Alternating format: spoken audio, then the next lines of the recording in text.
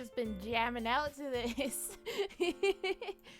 Hi guys, welcome to the stream. We're streaming Doki Doki Literature Club Plus today.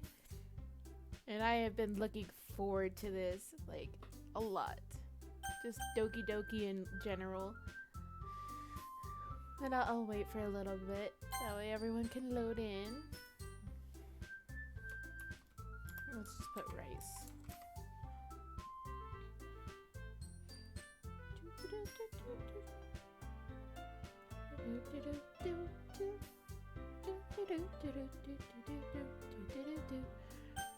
I love it. Hi, Anna.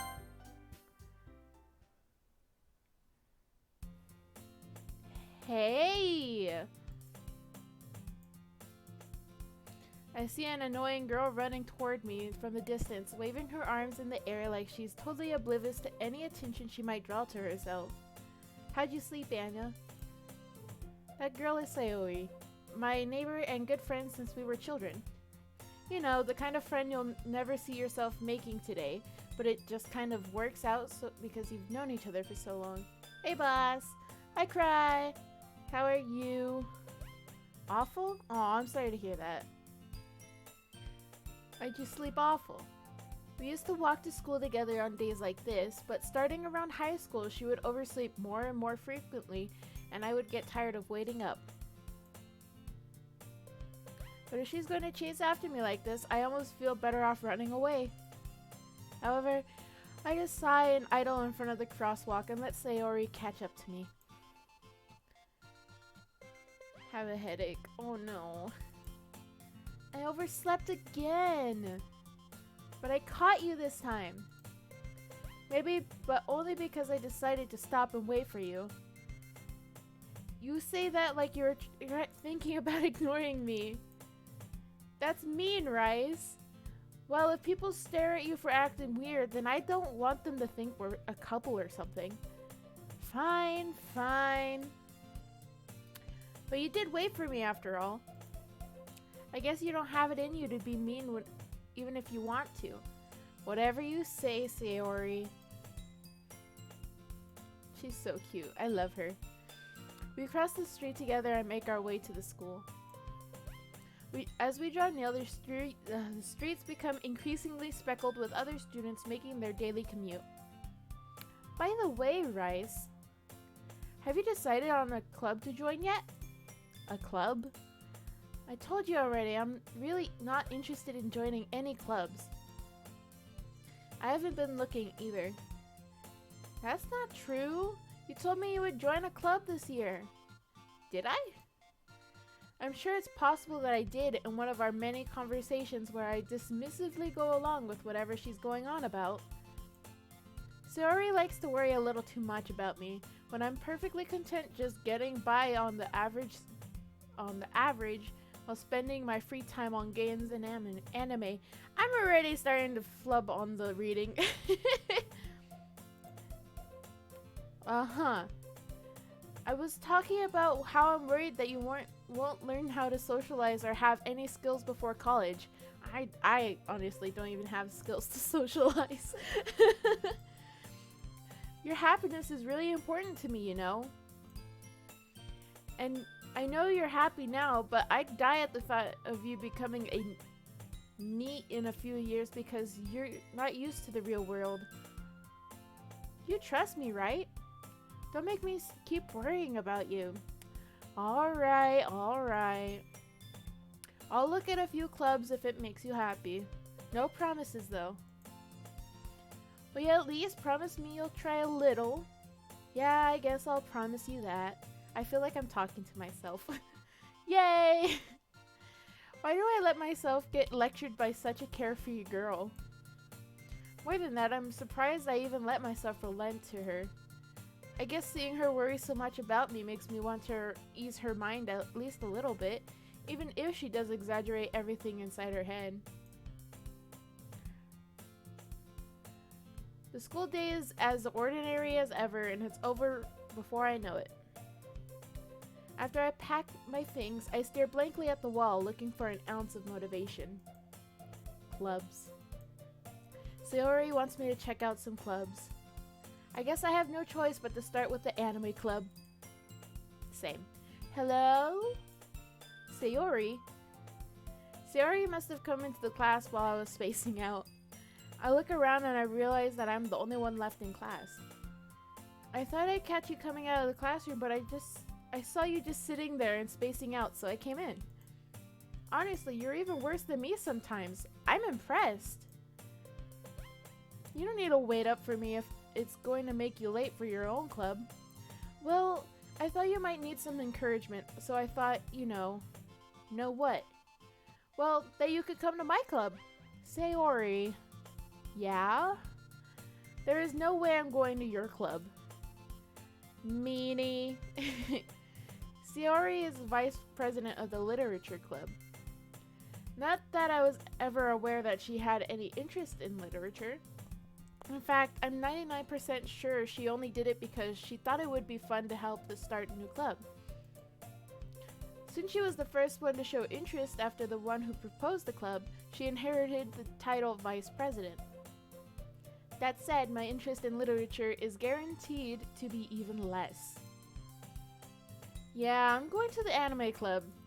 Come on, please. Why do you care so much anyways? Well, I kinda told the club yesterday I would bring a new member. And Natsuki made cupcakes and everything. Oh my God. Don't make promises you can't keep. I can't tell if Sayori is really that much of an airhead or if she's so cunning as to have planned all of this out. I let out a long sigh. Fine, I'll stop by for a cupcake, okay? Yes, get me with food. That's literally, yep, that is literally me. I relate. And thus today marks the day I sold my soul for a cupcake. I dejectedly follow Sayori across the school and upstairs, a section of the school I rarely visit. Sayori, full of energy, swings open the classroom door. Everyone, the new member is here. I told you, don't call me a new member. I glance around the room. Welcome to the literature club. It's a pleasure meeting you. Sayori always says nice things about you. Seriously? You brought a boy? You brought a boy? Way to kill the atmosphere. All right, what a nice surprise. Welcome to the club. ... All words escape me in this situation. This club is full of incredibly cute girls and a cute dog apparently. Bean! Hi! Hi, Bean! What are you doing? Oh, he's coming in. Such a good boy.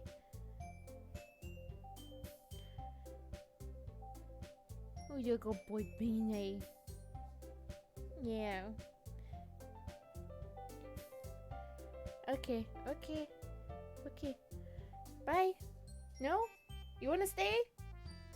What do you want? Do you wanna come on my lap? You wanna come on my lap? No? He's just staring at me. What do you want? What's up? What's the matter? Bean!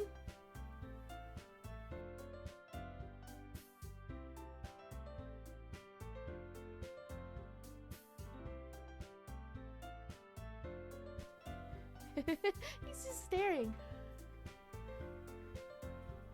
Beninsky. Okay.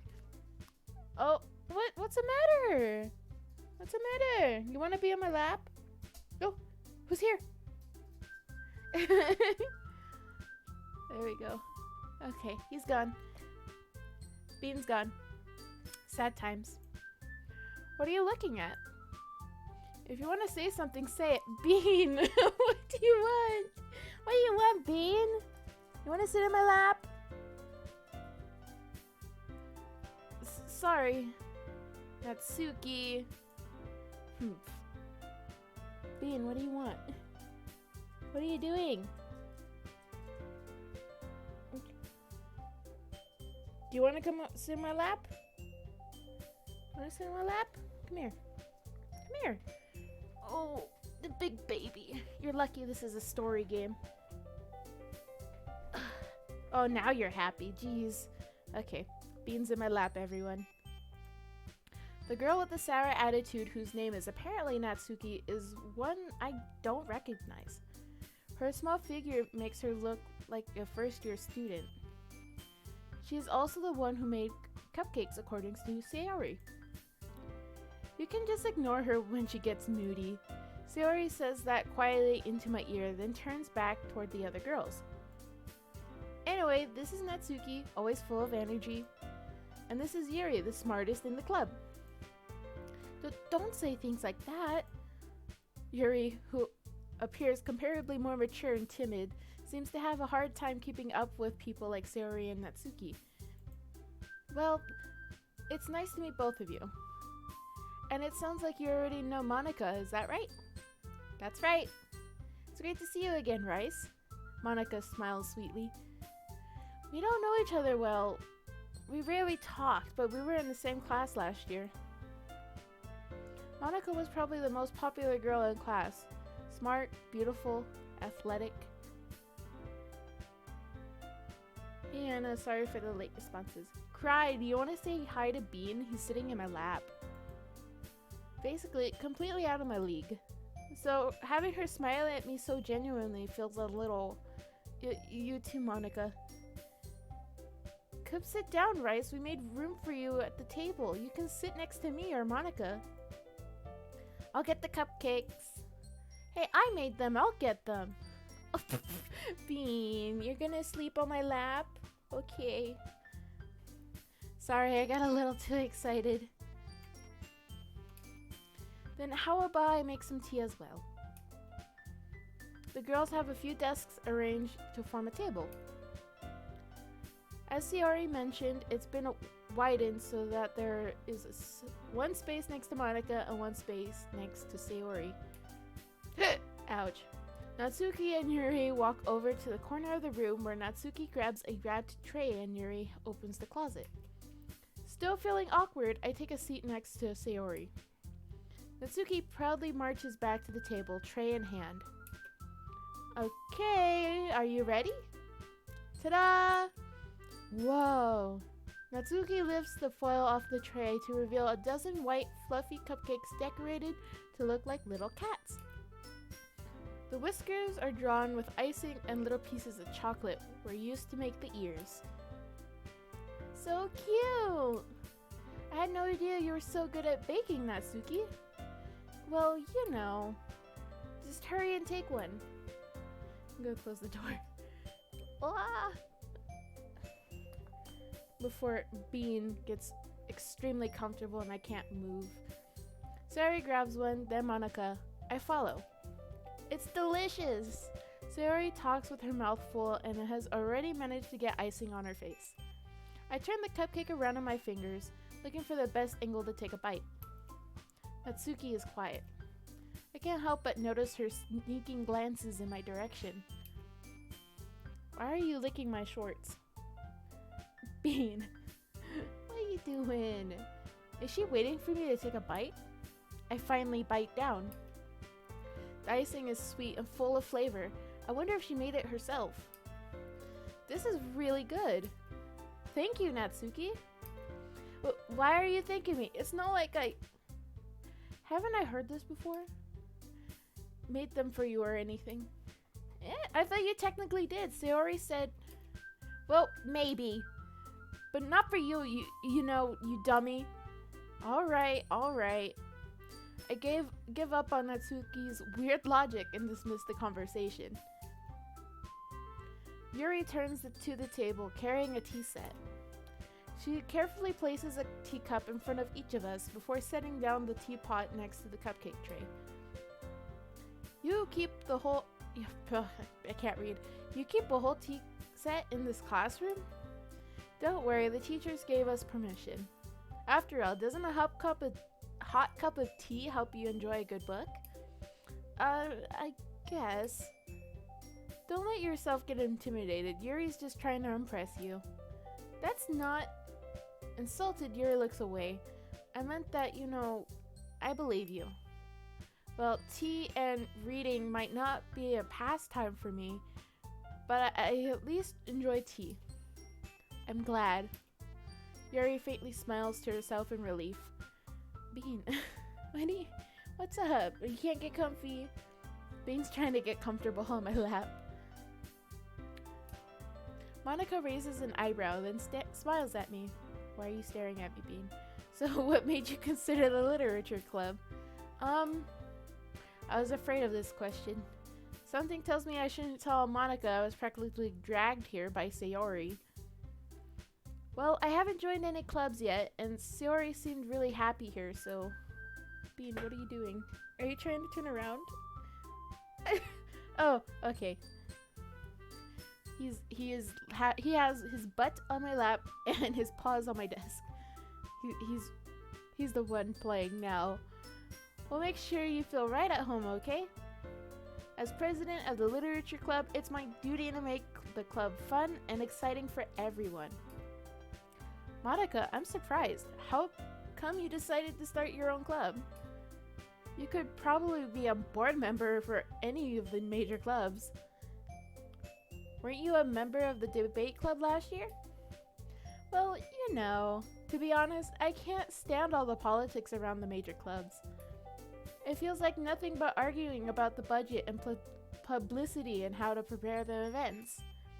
I'd much rather take something I personally enjoy and make something special out of it.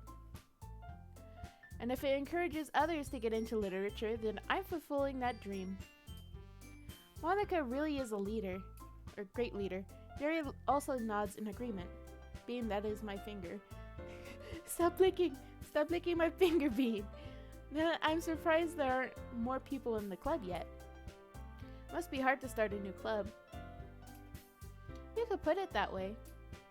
Not many people are very interested in putting out all the effort to start something brand new, especially when it's something that doesn't grab your attention, like literature.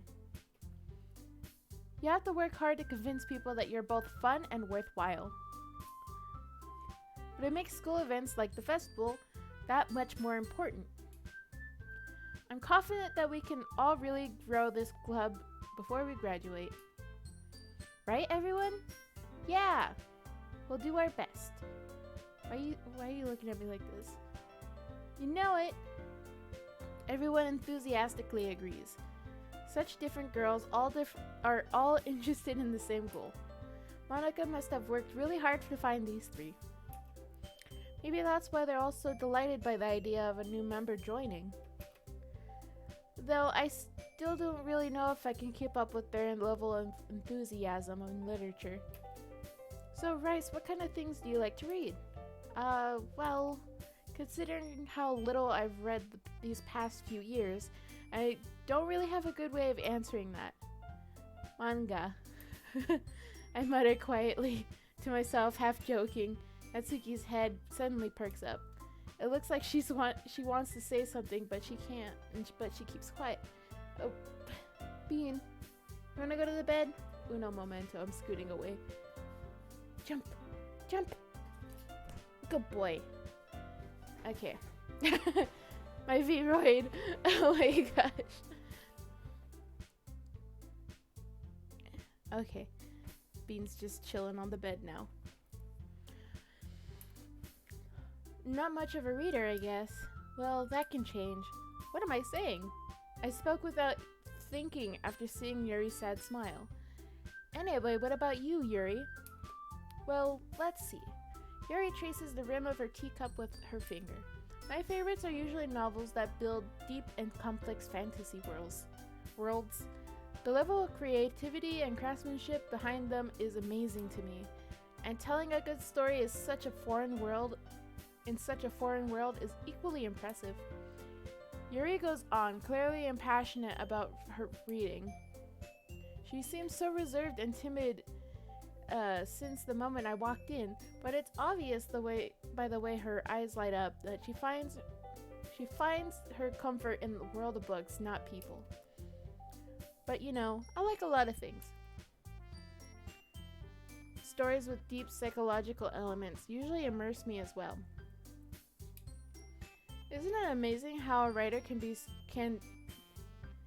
so deliberately take advantage of your own lack of imagination to completely throw you for a loop? Anyway, I've been reading a lot of horror lately.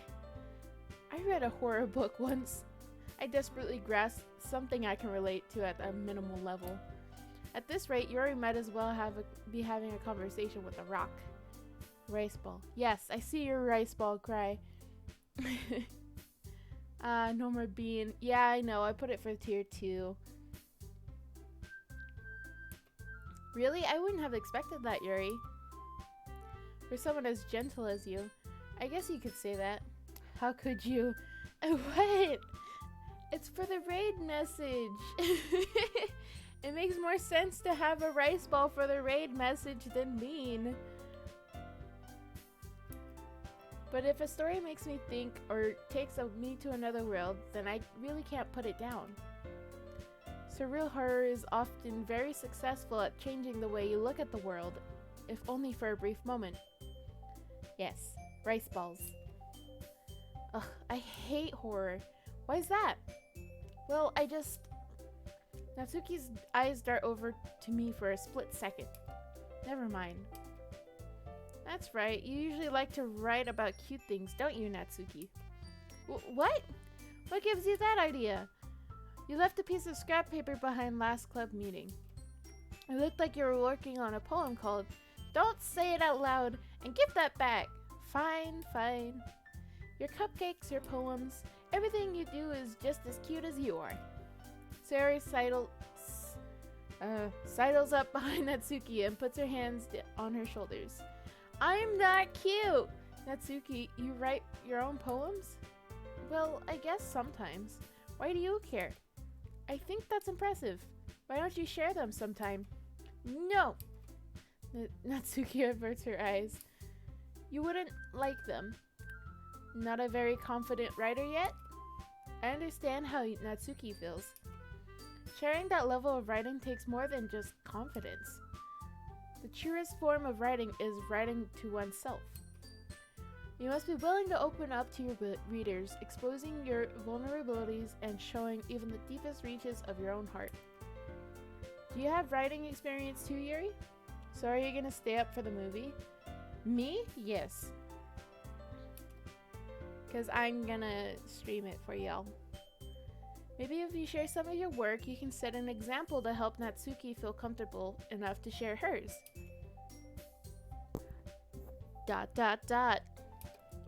I guess it's the same for Yuri. Oh, I wanted to read everyone's poems. We all sit in silence for a moment. Okay, I have an idea, everyone. Natsuki and Yuri look quizzically at Monika. Let's all go home and write a poem of our own.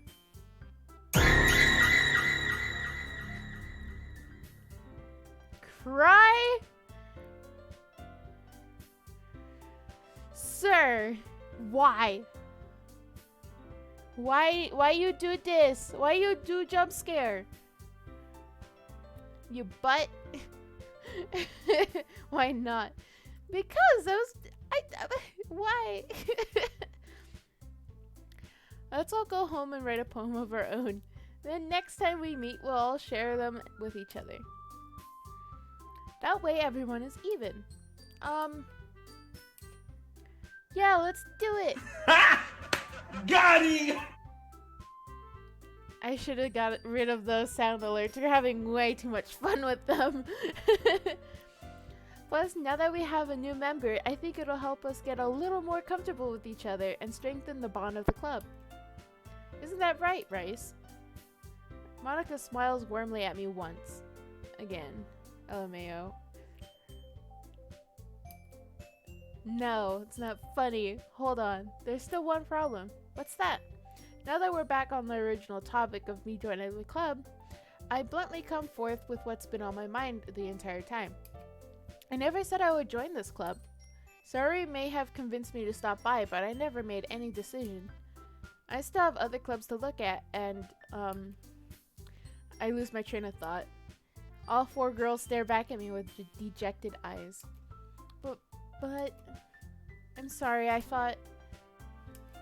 Rice, you all... I'm defenseless against these girls. How am I supposed to make a clear-headed decision when if it's like this? That is, if writing poems is the price I need to pay in order to spend every day with these beautiful girls. Right.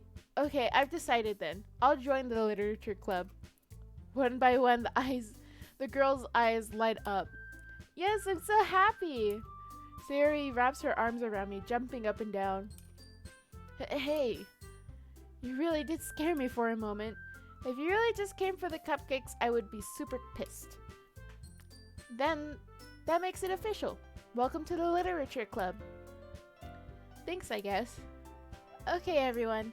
I think with that, we can officially end today's meeting on a good note. Everyone, remember tonight's assignment. Write a poem to bring to the next meeting so we can all share. Monica looks over to me once more. Rice, I look forward to seeing how you I'm already nervous. Seeing how you express yourself. Yeah. Can I really impress the class star Monica with my mediocre writing skills? Oh yeah, I have 6.4k points. Nice. Ow. Oh, that hurt. Oh, I'm in pain. Okay. I already feel the anxiety wailing up inside me. Meanwhile, the girls continue to chit-chat as Yuri and Natsuki clean up their food. Hey Rice, since we're already here, do you want to walk home together? That's right, Sayori and I never walk home together.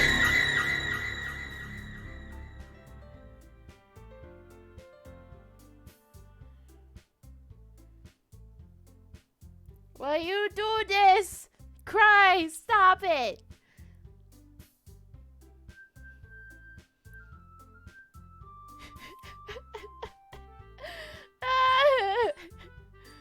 Stop jump scaring!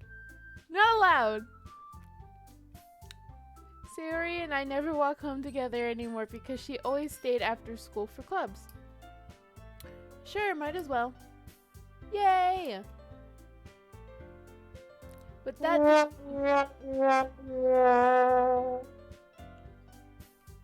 cry. Calm yourself. Okay, calm yourself. With that, the two of us depart the club room and make our way home. The whole way, my mind wanders back and forth between the four girls. Sayori, Natsuki, Yuri, and of course, Monica. That jump scare isn't scary. Well, if you're not expecting it, it kind of gets ya. Will I really be happy spending every day after school in the literature club? Perhaps I'll even get a chance to grow closer to one of these girls. Alright. I'll just need to make the most of my circumstances, and I'm sure good fortune will find me.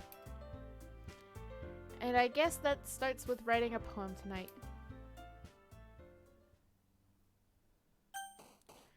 Oh, great. Pick words you think your favorite club member will like. Something good might happen with whoever likes your poem the most. I mean, I like Sayori, but I feel like Yuri is the one I want to go for. Let's see. Let's see.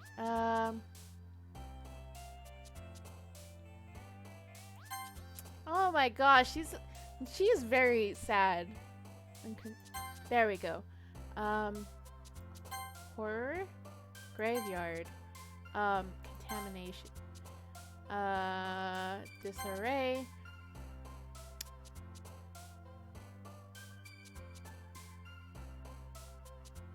agonizing. Let's see. Vivid. I'm actually doing really good. Okay. Aura? Okay. Meager. Alright. Shame. Odd. Okay. Boss. What? Yes. What is it, Cry? What's the matter? Incurgent? Cage. Explode. Hello there. Hello there, Cry. What's up? What's the matter? What's up? Entropy. Infallible. Man, I'm getting a lot of Yuri.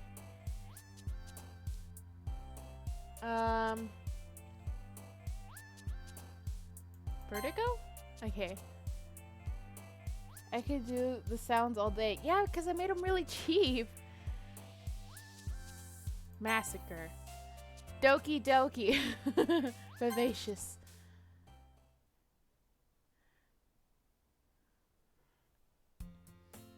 Hi again, Rice. Glad to see you didn't run away on us. Nah, don't worry. This might be a little strange for me, but at least I kept my word. How many bits do you have?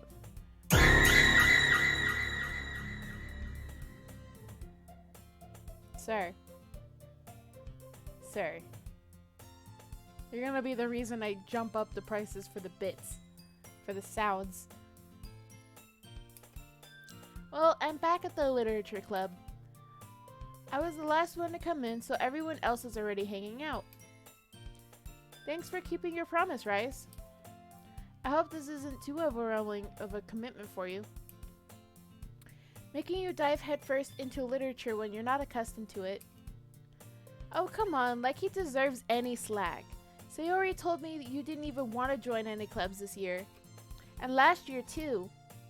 I don't know what if you plan to just come here and hang out or what, but if you don't take us seriously, then you won't see the end of it. Natsuki, you certainly have a big mouth for someone who keeps her manga collection in her club room.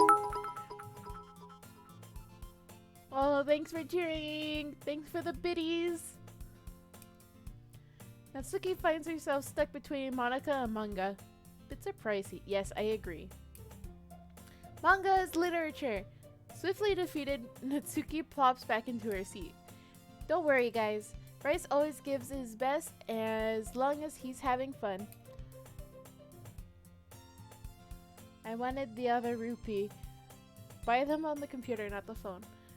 He helps me with busy work without even asking. Like cooking, cleaning my room. How dependable. Sayori, that's because your room is so messy it's distracting, and you almost set your house on fire once. Is that so? You two are really good friends, aren't you? I might be a little jealous. How come you and Rice can become good friends too? Sayori. As usual, Sayori seems oblivious to the weird situation she just put me into. Oh! Yuri even brought you something today, you know. Wait, Sayori? Me?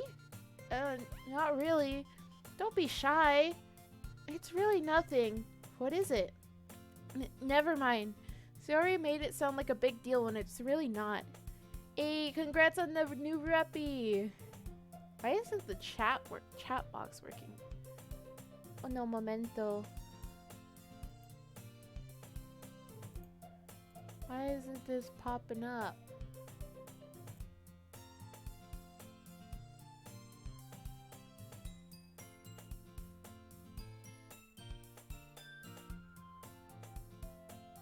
Oh, I have a chat box on my overlay. It should be like in this upper right corner above my head, but it's not on there.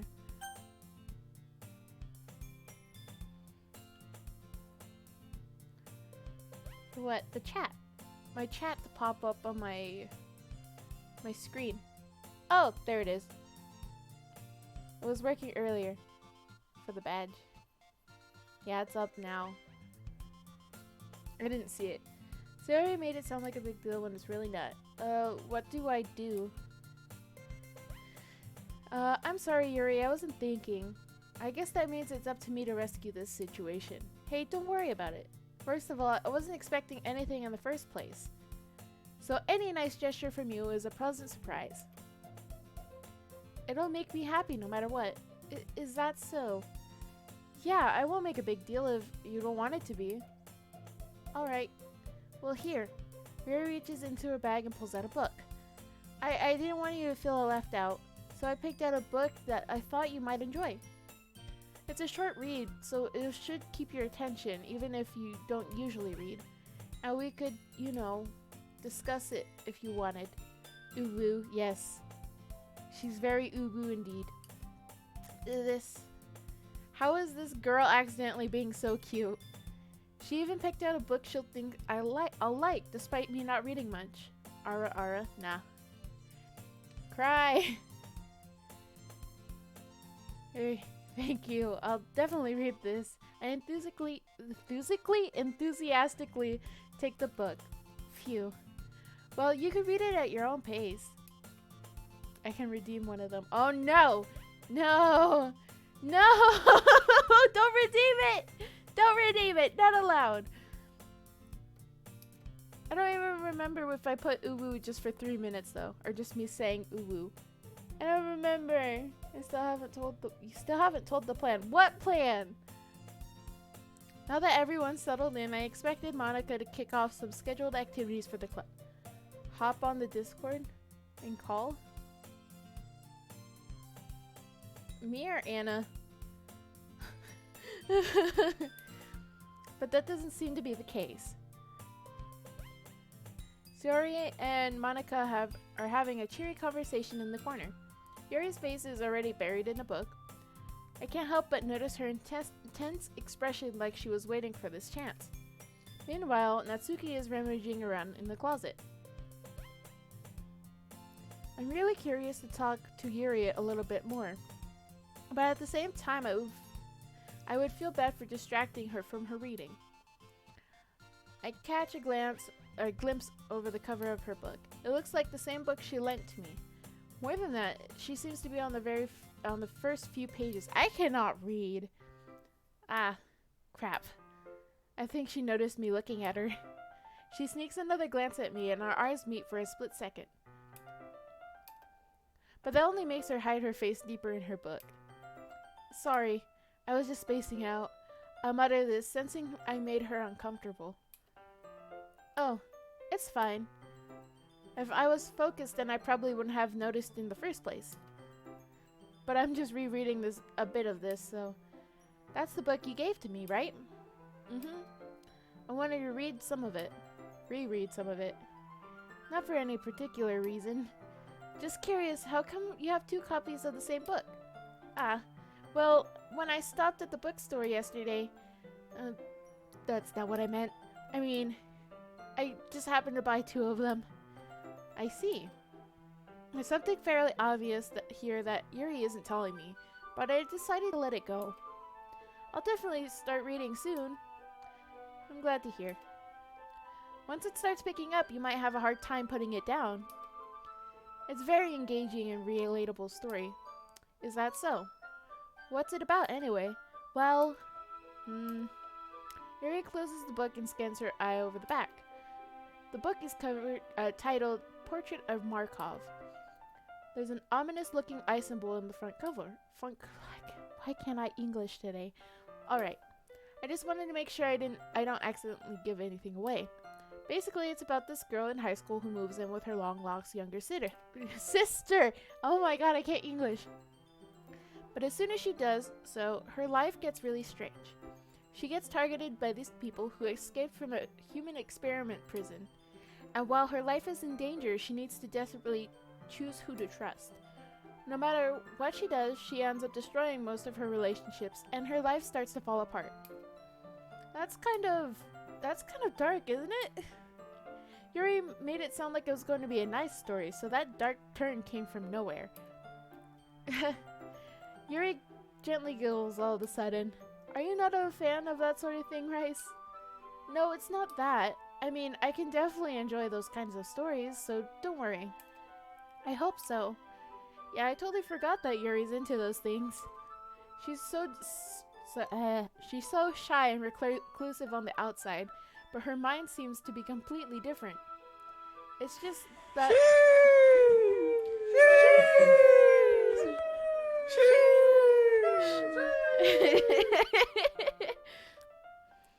Thanks, Chief, for redeeming the cheat. The sheesh.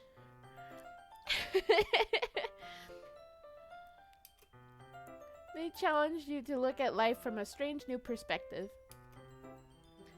When horrible things happen, not just because someone wants to be evil, it's time. No! But because they have their own goals or their own philosophy that they believe in. Miem? Miem? Miem. What does that mean, Chief? Why does my laptop keep turning off?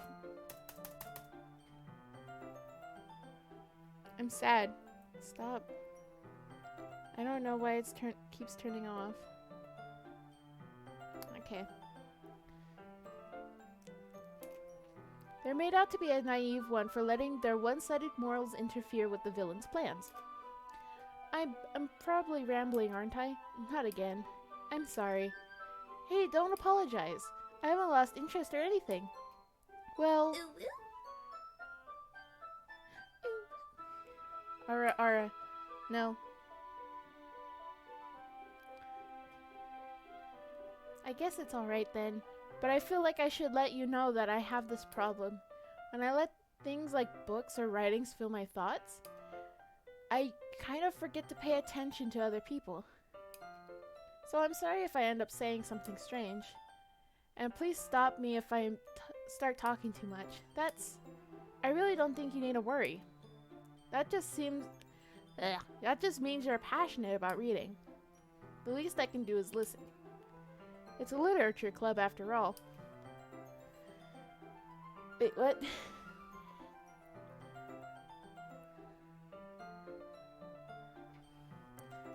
Really?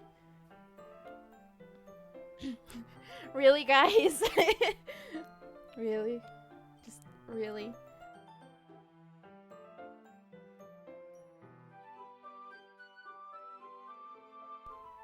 Why you guys do this when I don't have a good mic? Do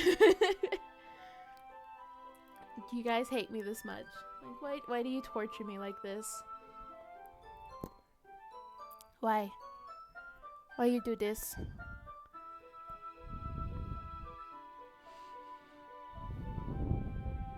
Why aren't my eyes opening is my question. There we go.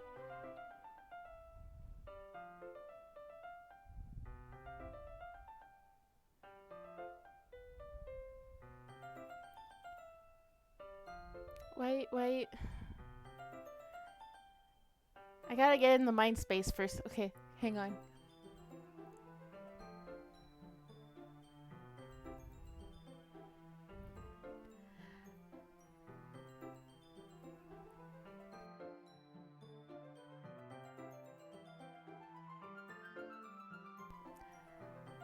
Ada.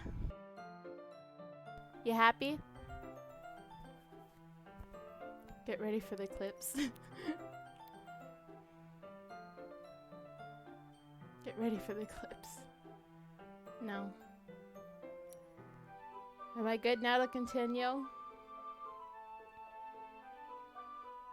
Do I need to turn down the audio? Did you guys hear it?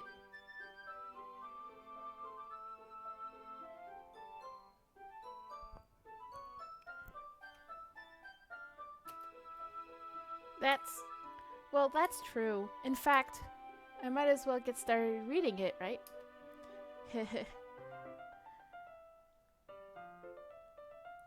I see you, Chief. What are you saying? Just a moment ago you said you were looking forward to it. Let me just get the book. I quickly retrieved the book that I put into my bag. Alright. It's fine if I sit here, right?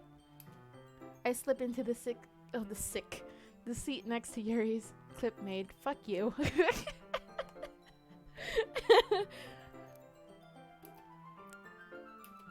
Yeah. Are you sure?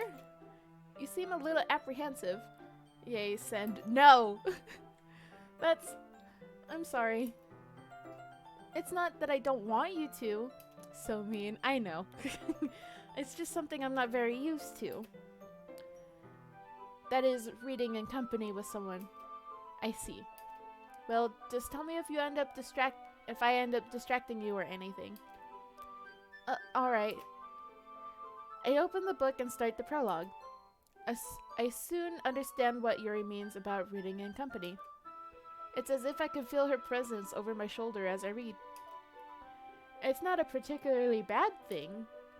Maybe a little distracting, but the feeling is somewhat comforting. Yuri is in the corner of my eye. I realize that she's not actually looking at her own book. I glance over. It looks like she's reading from my book instead. Sorry, I was just... phone, stop.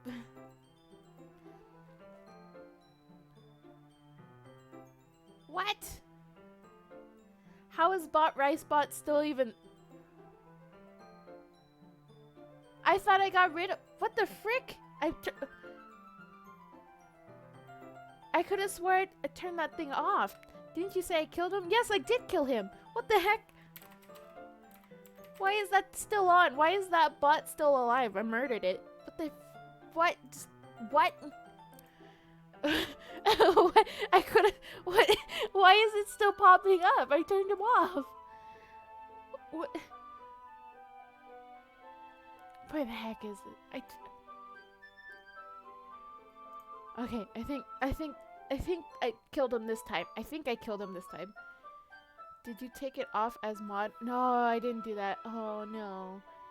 Why? Give me a second.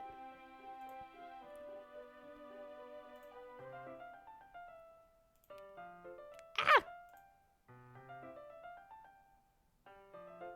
Really? You put the clip in chat? Why'd you put the clip in chat? No. Not allowed. Don't put the clip in chat. Okay. Whatever, I'm not looking. I do? I don't really mean to. Sorry. I mean... And it's in the Discord. Why'd you put it in the Discord? I don't want to see it. Why do you put it in the Discord? Oh, why do you guys do this to me? You guys are torturing me. Here, this should work, right? I slide my desk until it's up against Yuri's. Then I hold my book and more in between the both of them. I suppose so. Yuri timidly closes her own copy. Once we each lean in a little bit, our shoulders are almost touching. It feels like my left arm is in the way, so instead I use my right hand to open the book. I guess it makes sense. I guess it kind of makes it... Now I'm just like all over the place with the reading now. Thanks, guys! You made me flustered! I guess that makes it kind of difficult to turn the page. Here. Yuri takes her left arm and holds the left side of the book between her thumb and forefinger. The girls are all simping. I'm gonna send you a video in a bit. I found... Why, what? I found on YouTube. It's a minute long, so watch it. Why are you sending me a video? Why do I have to watch it on stream? I'm so confused. That way, I turn a page and Yuri slides it under her thumb after it flips to her side. Now I can't hear what you said. I said, why are you gonna send me a video? Damn, Sour Kids ad. Oh. Don't worry, I made a clip channel on your Discord. I'm never gonna look at that clip channel, just so you know. It's cursed. It's already cursed with the first clip that's in there. But in holding it like this, we're huddled even closer than before. Ooh. It's actually kind of distracting me. Because you're my bestie, right? Yeah, but I'm gonna have to watch it before I watch it on stream. It's as if I can feel the warmth of Yuri's face and she's in the corner of my vision. Are you ready? To turn the page. Ah, sorry. I think I got a bit distracted for a second. I mean, just like watch it, mute mic, and then tell me. The channel will be full of RR and uwulo. Imagine reading. I know, right? I don't know how I'll be able to keep up with her. Ah, that's okay. You're not as used to reading, right? I don't mind being patient if it takes you a bit longer. That's probably the least I can do. Since you've been so patient with me. Yeah, thanks. We continue reading. Yuri no longer asks me if I'm ready to turn the page. Instead, I just assume that she finishes the page before me, so I turn it on my own volition. We continue the first chapter in silence. Even so, turning each page almost feels like an intimate exchange. My thumb gently letting go of the page, letting it flutter over to her side as she catches it under her own thumb. Hey, Yuri? This might be a silly thought, but the main character kind of reminds me of you a little bit. You think so? Just send it. How does she? Well, I guess she's more blunt in a lot of ways. But she also second guesses a lot of the things she says and does. Main character energy. Like she's afraid of...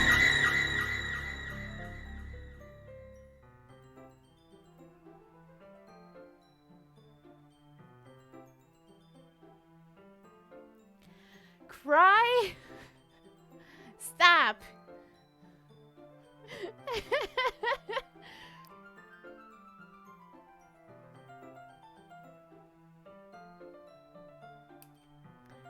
It's not like I can see into your head or anything, but they're kind of reminiscent of some of your own mannerisms. I would get views for that. Could have gotten a chain. For what? I see. Yuri remains silent for a moment. But Rice, that's probably a terrible thing to have in common with her. That's so embarrassing that you think that. Wait, I didn't mean that in a bad way or anything. Sorry, I really didn't know you're I can't read. It's self-conscious about that sort of thing. I guess I more meant that it's kind of cute. What are you saying all of a sudden? Okay, everyone. I think it's about time we share today's poem with each other. Dang it, Monica, why you gotta ruin our moment?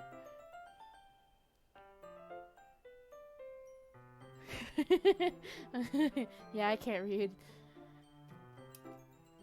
We might not have enough time if we wait too long. Yuri exhales, spared from finishing her thought. Is that alright, Yuri? You look kind of down. I'm sorry if you haven't been looking forward to this. I can count to 10 and you can barely... till 9? You English. It's fine. Yuri releases her hand from the book, causing it to close on top of my thumb. I'm almost at 6K. No. Forbidden. I'm changing the channel point thing. Alright. I guess I'll do some more reading tonight. Or would you prefer I only read it with you? I guess I don't have too much preference of blah, blah. Too much of a preference either way.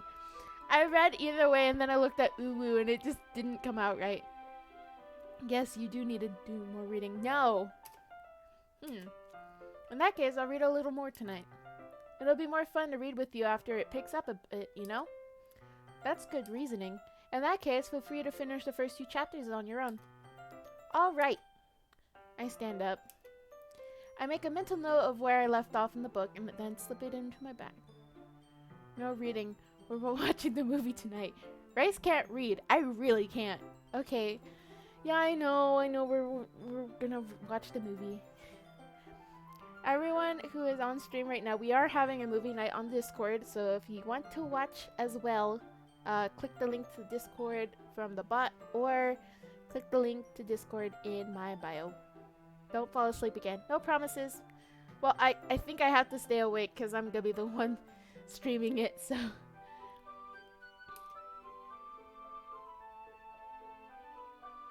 Huh? You can find her over here. Hello.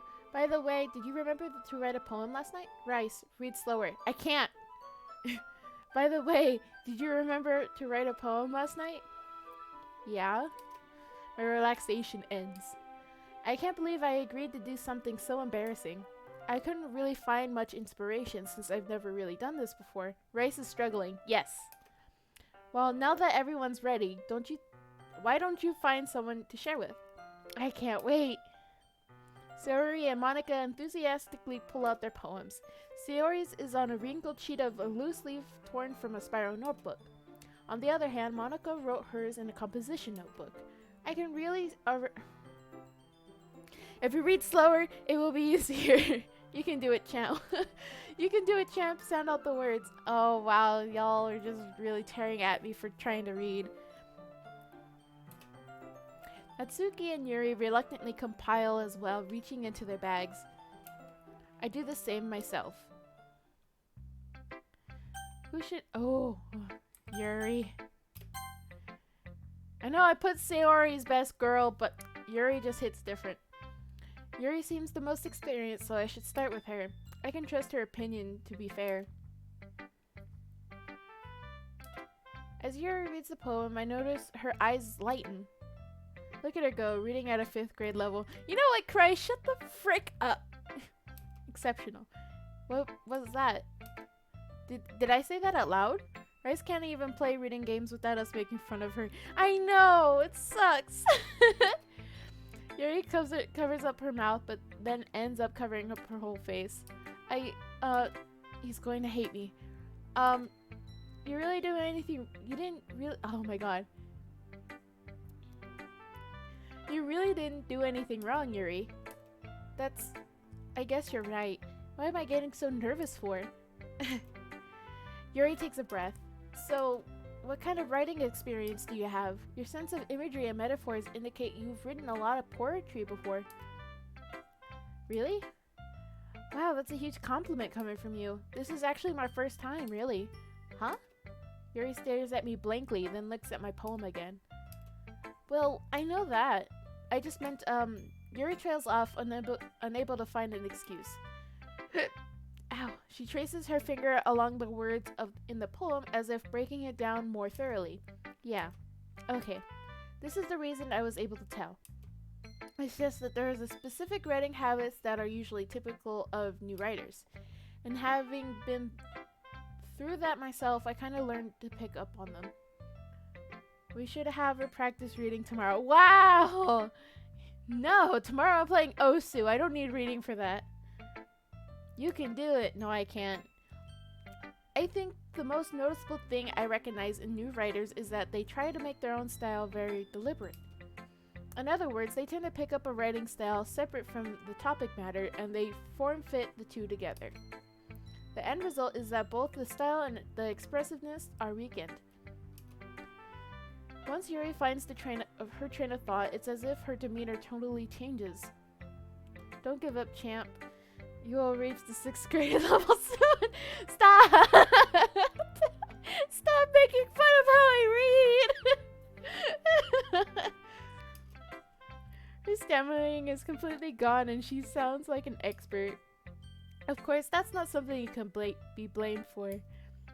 There are so many different skills and techniques that go into writing even a simple poem. Not just finding them and building them, but getting them to work together is probably the most challenging part. Change the title to Rice Learns How to Read. No! It might take you some time, but it all comes with practice and learning by example and trying new things. I also hope that everyone else in the club gives you valuable feedback. Natsuki can be a little biased though. Biased? How? Well, never mind. You shouldn't be talking about people like that. Or I shouldn't. Oh my god. Sorry. It's fine. I'm not sure if Yuri's apologizing to herself, to me, or to Natsuki. Sound out the words. No. Change it. No! Don't change it! Cry, I swear to god if you change it. You too, Anna. You better not change the title. I'll fight all of you. Do you mind if I read your poem now? Please do. I'd love to share my thought process behind it. Yuri smiles dreamily, as if that's a rare opportunity for her. Which itself is kind of funny. After all, this isn't supposed to be a I don't know. We can change it. Only editors can't. Oh, okay. Then I wait. No. No, Cry. No. Not allowed. Don't say wait in chat like that. Ghost under the light, the tendrils of my hair illuminate beneath the amber glow. Bathing. It must be this one. The last remaining streetlight to have withstood the test of time.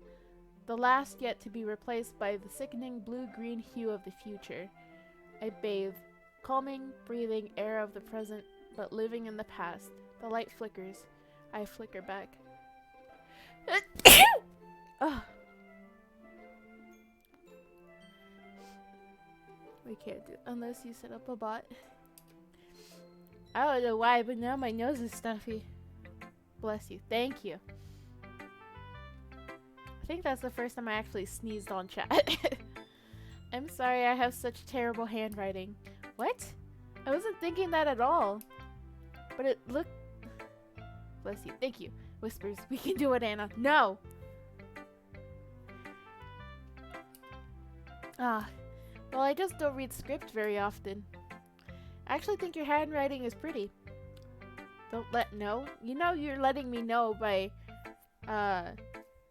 typing in chat, right? That's a relief. Also, I like the poem. Whispers, yeah. I see you guys in chat. Why does my laptop keep turning off? You know what? Forget this. Just close my laptop. Even though it's short, it's really descriptive. It wasn't too short? I usually write longer poems. She can't read. I can read. Not at all. I'm really glad you liked it. I'll be honest. Since it's our first time sharing, I wanted to write something a little more mild. Not nice to eavesdrop. It's not eavesdropping if it's a public chat room. So rude. Me? I'm rude? Y'all are conspiracying in my chat. No conspiracying. No theorizing. Stop. Get help. Something easy to digest, I suppose. This is an A-B conversation. See yourself out. Why are you guys being like this? Oh my gosh.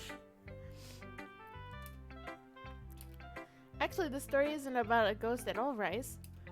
Really? I must have totally missed the point. Like what? You know, you guys are being weird. You guys are bullying me again.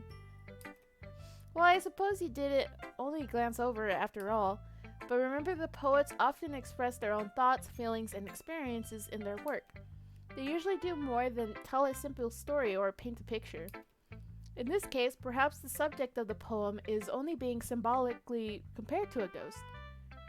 What? We would never do that. Right, Anna? Do what? You guys bully me all the time! Lingering in her last remaining place of comfort, unable to let go of the past. And soon to be left with nothing. That's a lot more solemn, putting it that way. I hadn't even thought of that. That's impressive. It's nothing really. Yours was impressive too, so nah. If anything, I could probably learn a thing or two from you. I never bullied. You did last night when you threw me in a different chat room. Rice, we are only nice and kind to you. What are you talking about? You guys throw me in a different chat room all the time. What are you talking about? You guys bully me all the time. Every day. Y'all make fun of my reading, how I type. Like, I'm just trying to vibe, man. You think so? Yeah, of course. You know, I was really nervous about doing all of this, but in the end, I enjoyed it. I'm going to keep doing my best for you, Rice. Rice, we only say kind words to you. Okay.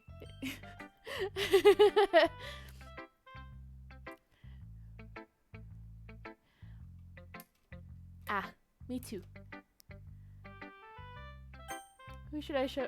Like, how much you are an amazing streamer. We not bad people. I'm not saying you guys are bad people. You guys just bully me. Like, I do nothing to deserve the bullying about my reading, okay? This is a good poem, Rice. Are you sure it's your first time? Of course. It's not that good. Am I the kind of guy who would be writing poems in his spare time? Bad people bully. I guess you're right. I mean, not all bad people bully. Since we don't bully, we not bad. I never said you guys were bad people. I just said you guys bully me. Well, to be honest, I was afraid that you wouldn't do it seriously, or that you wouldn't write one at all. I'm really happy that you wrote one. It just seems to me, it just reminds me of how you really are part of the club now. Not to mention the fact that I'm standing in front of you in the club room. Well, of course. We never bully you, ever. I guess you don't remember throwing me in a different chat room yesterday, Anna. Yeah, we're super positive and supportive. I'm not saying you guys aren't super positive and supportive, but you guys bully me. See? Like I said before, Rice, deep down, you're not selfish at all, you know? Trying new things like this with other people, that's something that only really good people do. Where's the proof? No, we don't. You bully us. How do I bully you guys? You guys get mad at me when I put emotes in chat a lot. You bully me. I'm not sure if Sayori sees the full picture of my motive here. Then again, I can't deny that she's part of the reason I joined. Knowing how much this means to her and all. Yeah, and I'm gonna make sure you have lots of fun here, okay? That would be my way of thanking you. Alright, I'm gonna hold you to that then. Yay!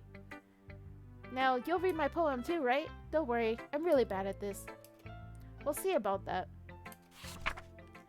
Dear sunshine, the way you glow through my blinds in the morning, it makes me feel like you missed me. Kissing my forehead to help me out of bed, making me rub the sleepy from the eyes. Specifically to Cry, but Cry deserves it because he's mean to me too. Are you asking me to come out and play? Are you trusting me to wish away a rainy day? I look above, the sky is blue. It's a secret, but I trust you too. If it wasn't for you, I could sleep forever. But I'm not mad. I want breakfast. Aw, so cute. I'm trying my best. He's not mean. I guess it's not enough. Cry! Cry! You know I didn't mean it like that. You know I didn't mean it like that. Why? You're gonna make me cry. Like, don't. That's not what I. Oh my god, I didn't mean it like that. Why you. We are assholes.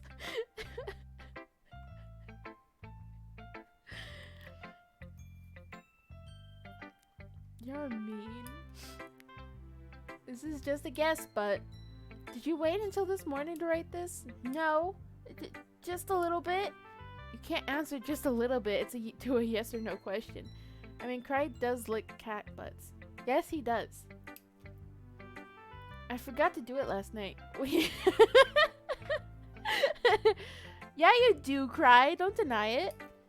Well, at least that makes me feel a little better about myself. Don't be mean. I still tried my best. Yeah. I didn't mean to say that it was a bad poem. I have the proof.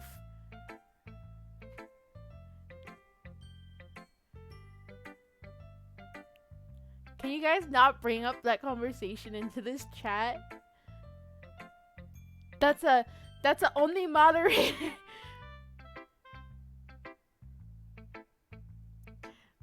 I thought that was between me and you mods. Like, why are you doing me dirty like this?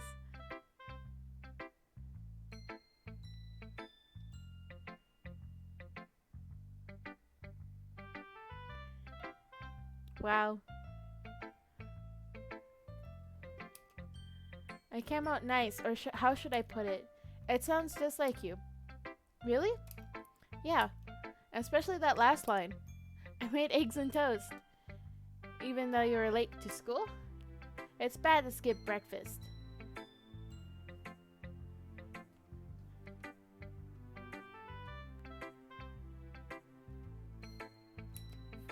I get all cranky. Well, I guess there's no point in arguing. Anyway, thanks for showing me. This was so much fun. Monica's the best. Yeah. But next time, I won't forget. And I'm gonna write the best poem ever.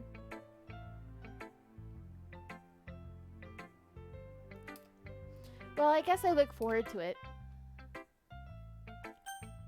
That's good. Let's go to Monica. I don't really like Natsuki. Hi, Rice. Having a good time so far? Yeah. Good. Glad to hear it. By the way, since you're new and everything, if you ever have any suggestions for the club, like new activities or things we can do better, I'm always listening. Don't be afraid to bring things up, okay? Alright, I'll keep that in mind. Of course, I'll be afraid to bring things up. I'm much better off just going with the flow until I'm more settled in. Anyway, want to share your poem with me? It's kind of embarrassing, but I guess I have to. Don't worry, Rice. We're all a little bit embarrassed today, you know? But that's sort of barrier that we...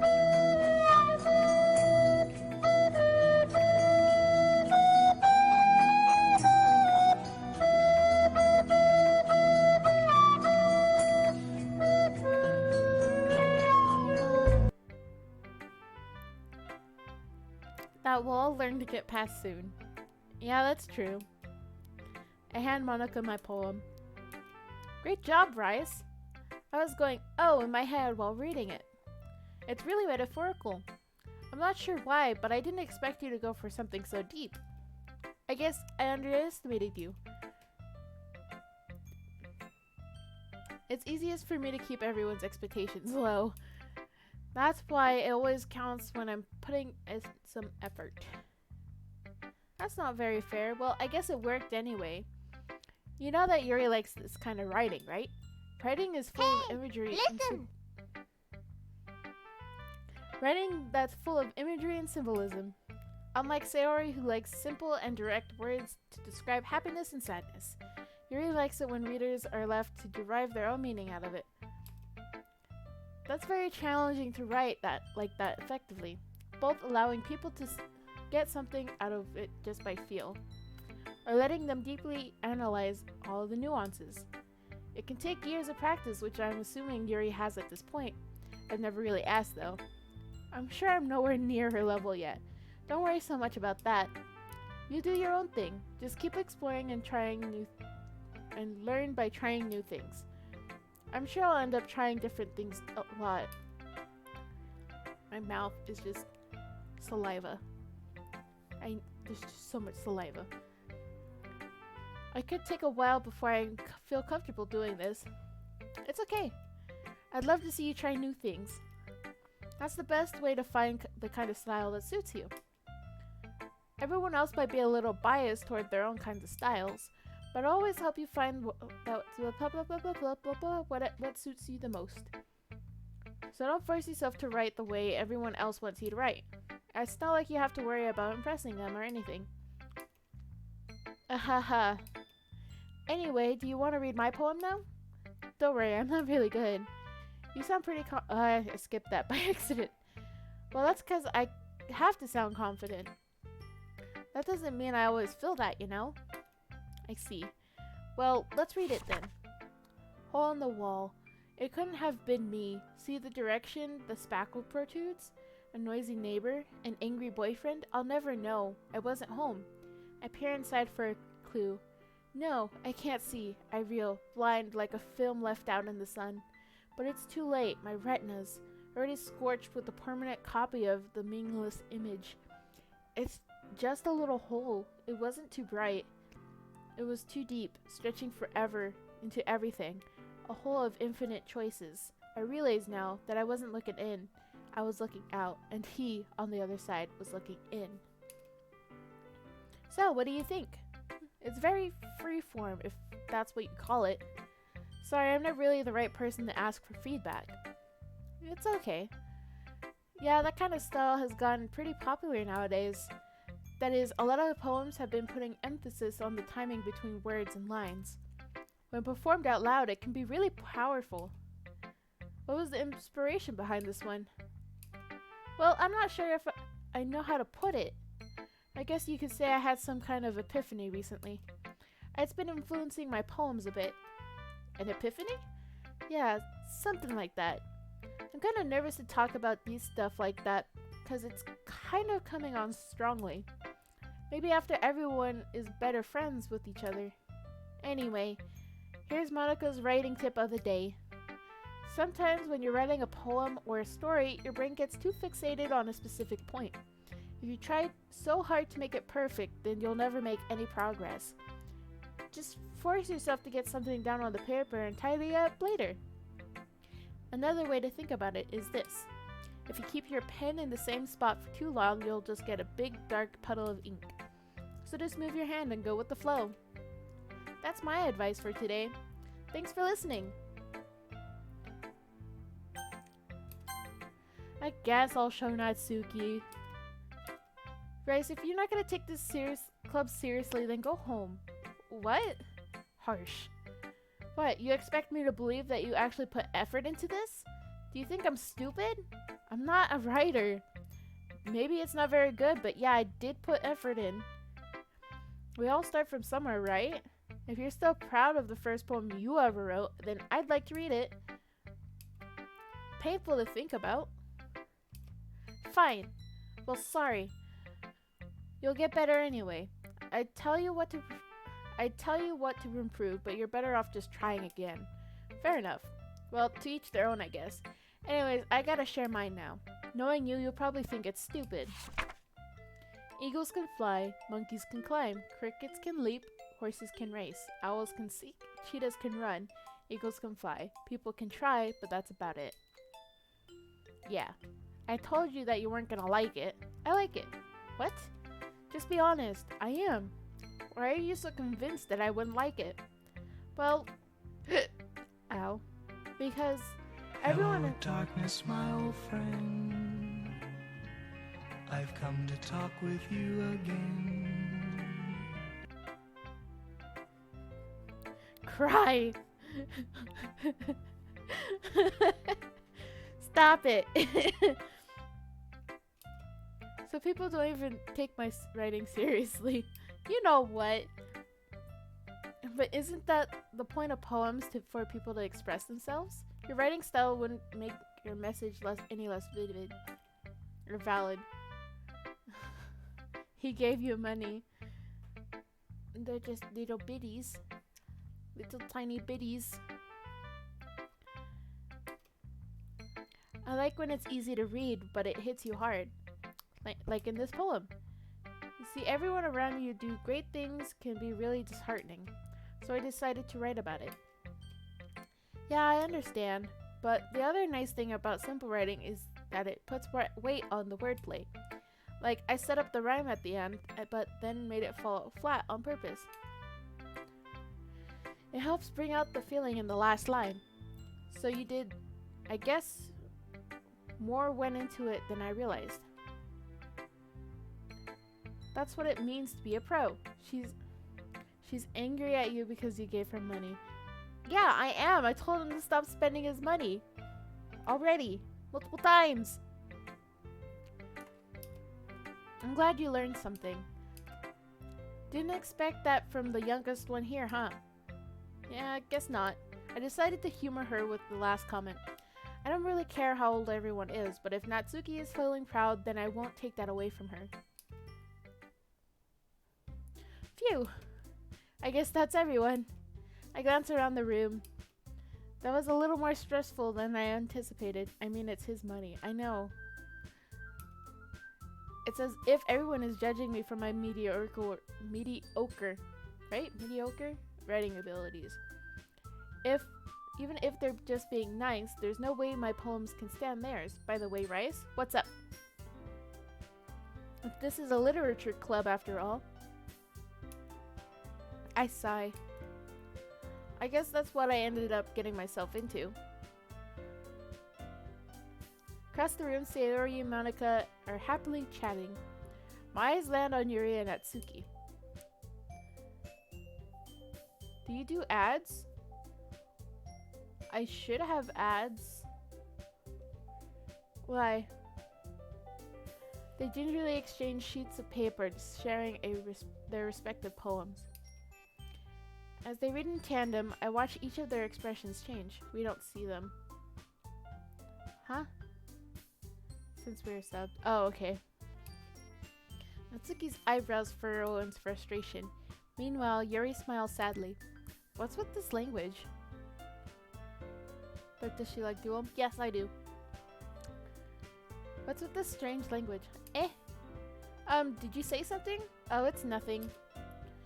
Natsuki dismissively returns the poem to the desk with one hand. So when she does an ad break, we just see her model look at the wall. Yep. I'll probably do an ad break in 9 minutes because I'm getting tongue-tied a lot. I guess you could say it's fancy. Thanks. Yours is cute. Cute? Did you completely miss the symbolisms or something? It's clearly about the feeling of giving up. How can that be cute? I know that. I just meant the language, I guess. I was trying to say something nice. You mean you have to try that hard to come up with something nice to say? Thanks, but it didn't really come out that nice at all. Well, I do have a couple suggestions. I was just looking for if I was looking for suggestions, I would have asked someone who actually liked it. Which people did, by the way. Sayori liked it, and Rice did too. So based on that, I'll gladly give you some suggestions of my own. First of all, excuse me, I appreciate the offer, but I've spent a long time establishing my writing style. I don't expect it to change anytime soon unless, of course, I come across something particularly inspiring, which I haven't yet. And Rice liked my poem too, you know. He even told me he was impressed by it. Natsuki suddenly stands up. Oh? I didn't realize you were so invested in trying to impress our new member, Yuri. Eh? That's not what you're just... Yuri stands up as well. Maybe you're just jealous that Rice appreciates my advice more than he appreciated yours. How would you... Oh my gosh. And how do you know he didn't appreciate my advice more? Are you that full of yourself? No. If I was full of myself, I would deliberately go out of my way to make everything I do overly cutesy. Oop. Is everyone okay? Well, you know what? I wasn't the one whose boobs magically grew a size as soon as Rice started showing up. Natsuki! Natsuki, that's a little... This doesn't involve you! I don't like fighting, guys. Suddenly both girls turned towards me as if they just noticed I was standing there. Rice. She's just trying to make me look bad. That's not true. She started it. If she could just get over herself and learn to appreciate that simple writing is more effective, then this wouldn't have happened in the first place. What's the point of making all your poems all convoluted for no reason? The meaning should jump out at the reader, not force them to have to figure it out. Help me explain that to her, Rice. Wait, there's a reason we have so many deep and expressive words in our language. It's the only way to convey complex feelings and meaning the most effectively. Avoiding them is not unnecessarily limiting yourself, it's also a way. What? Rice, look out. What? Nani? Soy sauce inbound? Soy sauce? Soy sauce. Soy sauce? What's soy? What do you mean by soy sauce? I'm so confused. You understand that, right, Rice? Well, how did I get dragged into this in the first place? SMH, small brain. Soy sauce. I'm so confused about soy sauce. Badge? Badge? Huh? Soy sauce? Soy sauce. Your name is Rice, and soy sauce goes on rice. Soy sauce. I'm so confused. But whomever I agree with, they'll probably think more highly of me. So of course that's gonna be Yuri. Natsuki, you're right that I liked your poem. See? Wait. That's not an excuse for you to be so mean. You shouldn't pick a fight just because someone's opinion is different. That's not what happened at all. Yuri wouldn't even take my poem seriously. I understand. Yuri, you're a seriously talented writer. It's no serious... I keep looking at what I'm reading on the game and then I look down at chat and I get messed up. It's no secret that I was impressed. Well, but here's the thing. No matter how simple or refined someone's writing style is, they're still putting feelings into it and it becomes something really personal. That's why Natsuki felt threatened when you said her poem was cute. Ow, I see. I didn't notice that I'm sorry. Ugh. But Natsuki, you took it way too far. Yuri means well, and if you just told her how you felt, then this wouldn't have happened in the first place. Are you kidding? That's exactly what I did. It was her that... Natsuki, I think that's enough. You both said some things that you didn't mean. Yuri apologized. Don't you think you should too? Natsuki clenched her fists. In the end, nobody has taken her side. She's trapped at this point, being defiant only because she can handle the pressure. I end up feeling bad for her. Sometimes when I'm hurt, It helps to take a walk to clear my head. Sayori doesn't need to. You know what? I'm going to do that. It'll spare me from having to look at all your faces right now. Without warning, Natsuki snatches her own poem up from the desk and storms out. On her way out, she crumbles up the poem in her hands and throws it in the trash. Natsuki, she really didn't need to do that. I look across the room. Yuri has her head buried in her hands while she stares down at her desk. I gingerly approach her and sit in the adjacent chair. Sigh. Everything alright?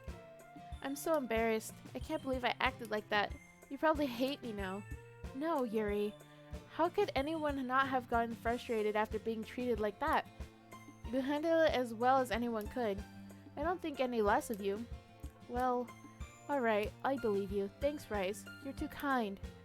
I'm thankful to have you a part of this club now. It's nothing. One more thing. That one thing that Natsuki said about, I would never do anything so shameful. So, huh? What thing did Natsuki say? Well, never mind that. I'm going to make some tea. Good idea. Make enough for more than one person, okay? Yeah. Okay, everyone. It's just about time for us to leave. How do you all feel about sharing poems? It was a lot of fun. Well, I'd say it was worth it. It was alright, well, mostly. Rice, how about you? Yeah, I'd say the same. It was a neat thing to talk about with everyone. Awesome. In that case, we'll do the same thing tomorrow. And maybe you'll learn something from your friends too. So your poems will turn out even better. I think to myself, I did learn a little more about the poem.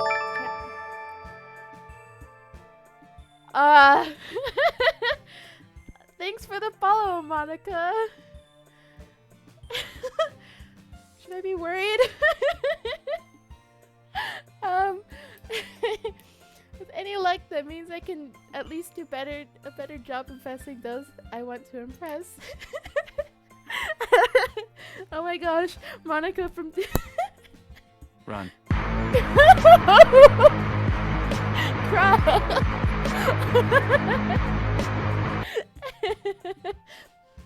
Oh my gosh. Rice, ready to walk home? Sure, let's go. Sayori beams at me. It surely has been a while since Sayori and I spent this much time together. I can't really say I'm not enjoying it either. Oh my god, that was great, Cry. Sayori, about what happened earlier. What do you mean? You know, between Yuri and Natsuki. Does that kind of thing happen often? No. That's really the first time I've seen them fight like that. I promise they're both wonderful people. You don't hate them, do you? No, I don't hate them. I just wanted your opinion, that's all. I can see why they'd make good friends with you. Phew. You know, Rice, it's nice that I get to spend time with you in the club.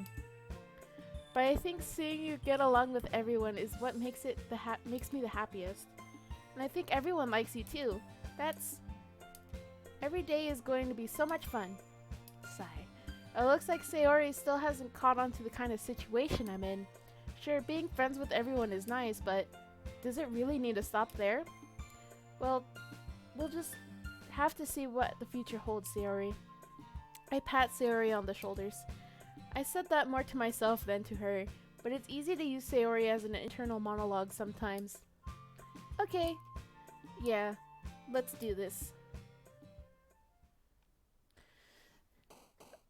Oh, my hands are sweaty. Okay, I'm gonna save right here. It's always Monica. Okay, I'm gonna save right here and do a quick ad break. Cause I need some agua. Cause I am a thirsty hoe. So I'm gonna run a 2-minute ad break.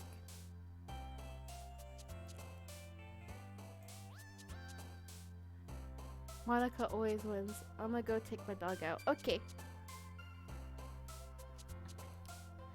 Just gonna chill.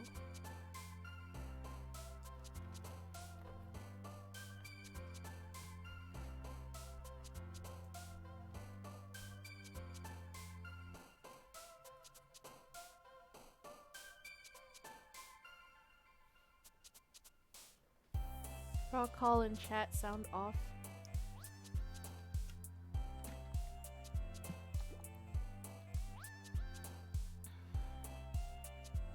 Whispers yay.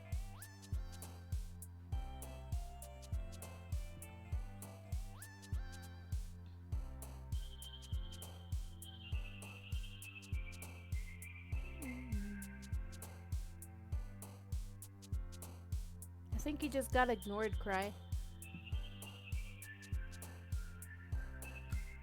Beans knocked out.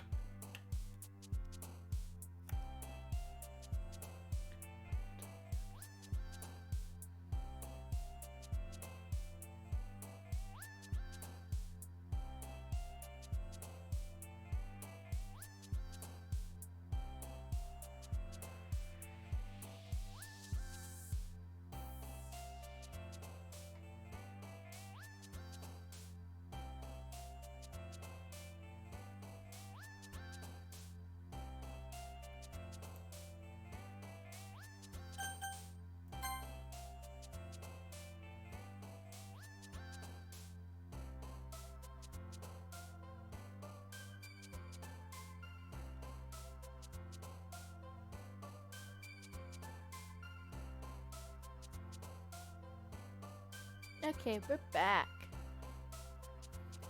Okay, let's see. Spies. Tenacious.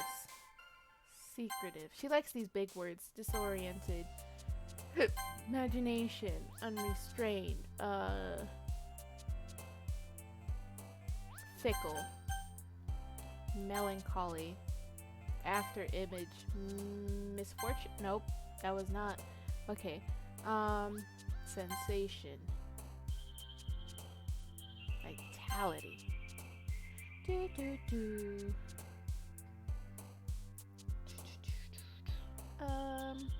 Disown. Infallible. Graveyard. Incapable. Termination.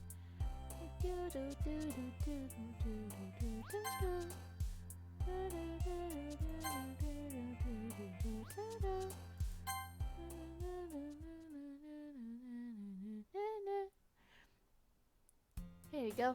Another day passes and it's time for the club meeting already. I've gotten a little more comfortable here over the past couple days. Entering the club room, the usual scene greets me. Hi, Rice! Yo, Sayori. Looks like you're in a good mood today. I'm just not used... Still can't read, apparently. I'm just still not used to you being in the club, that's all. I see. That's a pretty simple thing to get you in a good mood. But I guess it's always the simple things with you anyway. Speaking of which, I'm kinda hungry. Will you come with me to buy a snack? No thanks. That's not like you at all. I have my reasons. Why don't we take a look at your purse, Sayori? Why that all of a sudden? No reason, really. I just wanted to look at it. Sayori nervously retrieves her coin purse. She fumbles with the latch and gets it open. Then she turns it upside down and lets its contents spill onto the desk. Only 2 small coins fall out. I knew it. I can see right through you, Sayori. That's not fair. How did you even know? It's simple. If you had enough money in the first place, you would have bought a snack before coming to the club room. So either you're not hungry and wanted an excuse to take a walk, or you plan to conveniently forget that you spent all your money so that I will lend you some. But there's one more thing. You're always hungry, and so that only leaves the one option. I give up. Don't make me feel guilty. If you feel guilty, that means you deserve to feel guilty. Sayori suddenly giggles. I didn't notice that she was listening in. Her face was in her book, as always. I wasn't listening or anything. It was just something in my book. Yuri. Tell Rice to let me borrow some money.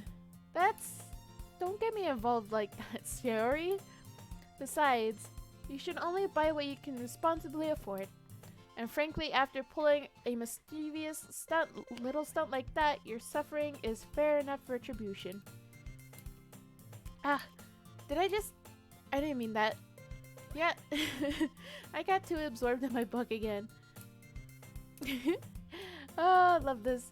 I really like when you speak your mind, Yuri. It doesn't happen much, but it's a fun sight to see of you.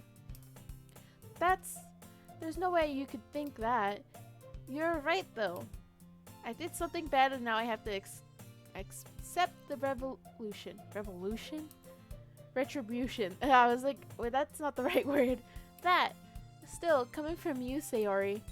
I guess there's a little devil inside all of us, isn't there? Don't let her fool you. Sayori knows exactly what she's doing.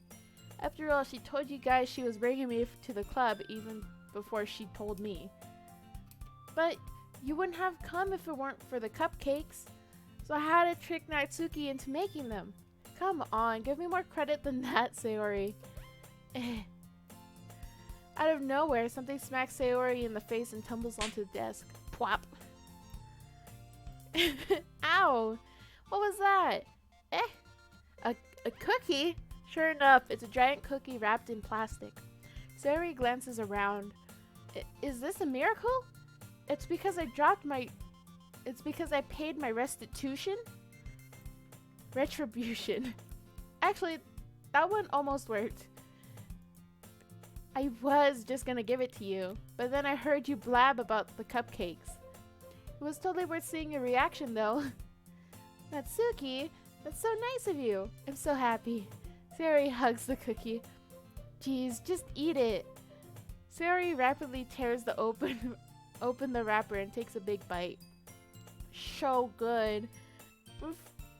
Sayori suddenly claps her hand over her mouth. I bit my tongue. Oh my gosh. You're going through a lot over just one cookie. Natsuki takes a bite of her own cookie. Yours looks really good too, Natsuki. Can I try it? Jeez, beggars can't be choosers. But yours is chocolate. Yeah, why do you think I gave you that one? Fine.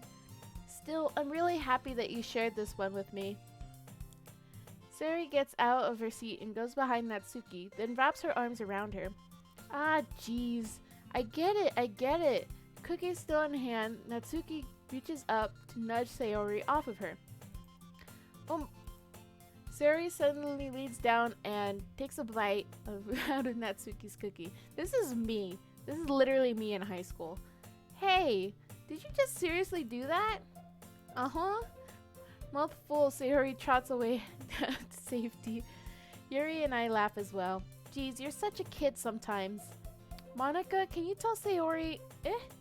Natsuki glances around. Monica isn't in the club room. Ugh. Where's Monica anyway? Good question. Have any of you heard anything about her being late today? Not me. Yeah, I haven't either. That's a bit unusual. I hope she's okay. Of course she's okay. She's probably just had something to do today. She's pretty popular after all. You don't think she has a... I wouldn't be surprised. She's probably more desirable than all of us combined. That's true. Excuse me. Suddenly, the door swings open. Sorry, I'm super sorry. There you are. I didn't mean to be late. I hope you guys weren't worried or anything. Monica chose the club over her boyfriend after all. You're so strong-willed. But boyfriend? What on earth are you talking about? Monica quizzically glances at me. Never mind that. What held you up anyway? Well, my last period today was study hall. To be honest, I kinda lost track of time. That makes no sense though. You would have heard the bell ring at least. I must not have heard it since I was practicing piano. Piano? I wasn't aware that you played music as well, Monica. I don't really. I kind of just started recently. I've always wanted to learn piano. That's so cool. You should play for I can't read. You should play something for us, Monica. That's... Monica looks at me. Maybe once I get a little better, I will. Yay! That sounds cool. I'd also look forward to it. Is that so? In that case, I won't let you down, Rice. Monica smiles sweetly. Ah, I didn't mean any pressure or anything like that. Don't worry, I've been practicing a whole lot recently, and I'd really love the chance to share once I'm ready. I see. In that case, best of luck. Thanks. So, I didn't miss anything, did I? No, not really. I choose to leave out Sayori's mischievous escapade. I'm sure Natsuki will end up complaining to her anyway. It looks like everyone has already settled down. Sayori somehow already finished her entire cookie. Yuri is back to her book and Natsuki disappeared into the closet. Hey Yuri. Eh? I suddenly noticed that Yuri is reading a different book from the one that we've been reading together. Sorry, I didn't mean to interrupt. No. I was kind of just waiting for you. If that's the case. What's up, Anna? Why don't we go ahead and get started? Yes, let's. What did I miss? You didn't really miss much. Just, Sayori stealing a cookie. That's it. Actually, I have a request. Do you mind if I make some tea first? Not at all. Thanks very much. If there's one thing that can make my reading time here any better, it's a nice cup of tea. Not to mention for yourself as well. Yuri stands up and makes her way to the closet. I follow and watch as she retrieves a small water pitcher from the shelf, the kind with a filter inside. Huh? How what? Can you hold this for a second? Sure. Yuri hands me the water pitcher and also fetches an electric kettle. I'm going to plug this in at the teacher's desk and then we'll go get some water. She walks past me and sets the kettle down on the teacher's desk. I simply watch her movements. To my surprise, the way she moves really contrasts her speaking mannerisms. Especially because of her long legs. Why am I looking at her legs? Yuri appears elegant and methodical. Okay, may I have the water pitcher? Thanks. I'll be right back. I might as well walk with you. Yeah, why not? Shall we go then? Yeah. Where are you two off to? Yuri was going to make some tea, so I suddenly realized how weird it sounds to explain this to Monica. We're just filling the water pitcher.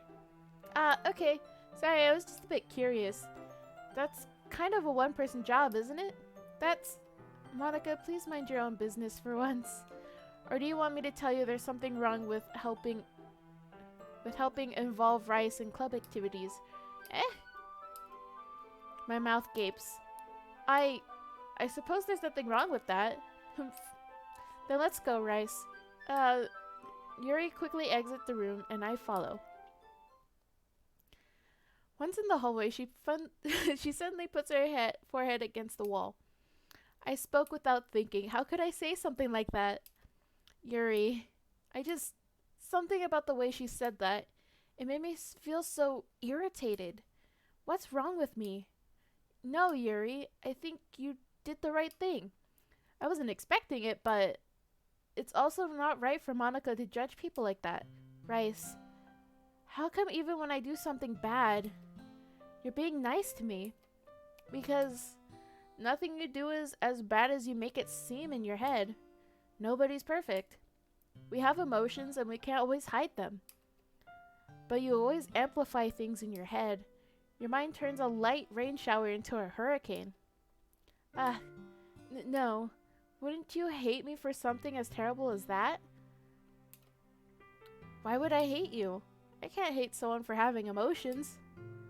What kind of friend would do that? Friend, you say? Those girls are wild. I know. I love it. Yuri lifts her head. Rice, I really like being friends with you. Thanks, Yuri. I like being friends with you too. I feel kind of awkward saying something like that, but I'm doing my best to help Yuri feel better. Anyway, yeah. Shall we go? Yeah. Yuri and I walk to the nearest water fountain. Once we fill up the water pitcher, we return to the classroom. Ow. Rice, do you like oolong tea? Yeah. Anything's fine. Very well. Yuri sets the temperature on the kettle for 200 degrees. Now it's time to get the teapot. You really do this properly, don't you? Of course. I shouldn't do anything less when I'm making tea for others. Even if I'm not an expert on tea or anything. In that case, you'll only be even more impressed. Perhaps I will. Yuri fetches the teapot and begins measuring the tea leaves. To my surprise, she even starts humming a little to herself. You must be in a good mood now. Is that so? I was letting it show, and you noticed. I was doing a bit of thinking, and I decided I would try expressing myself a little bit more. It turns out it's not very hard for me to do. When it's you who's around anyway. Ooh. She likes me. Simp face. That's great, Yuri. Just don't push yourself too much. You're always worrying about me, Rise. It's very endearing. Yuri wasn't kidding. I don't even know if I can keep up with this. I watch Yuri pour a cup of tea for each of us. Rice, I have another request. Do you mind if we sit on the floor today? Why's that? It's a little bit easier on my back. I can read with my back against the wall rather than bending over at my desk. Sorry, I didn't realize. No worries. I just have back pain fairly regularly, so I do my best to manage it. Is that so? I wonder why that is. It's mostly I know where this is going. Your posture, right? Always hunched over like that while reading? Yes!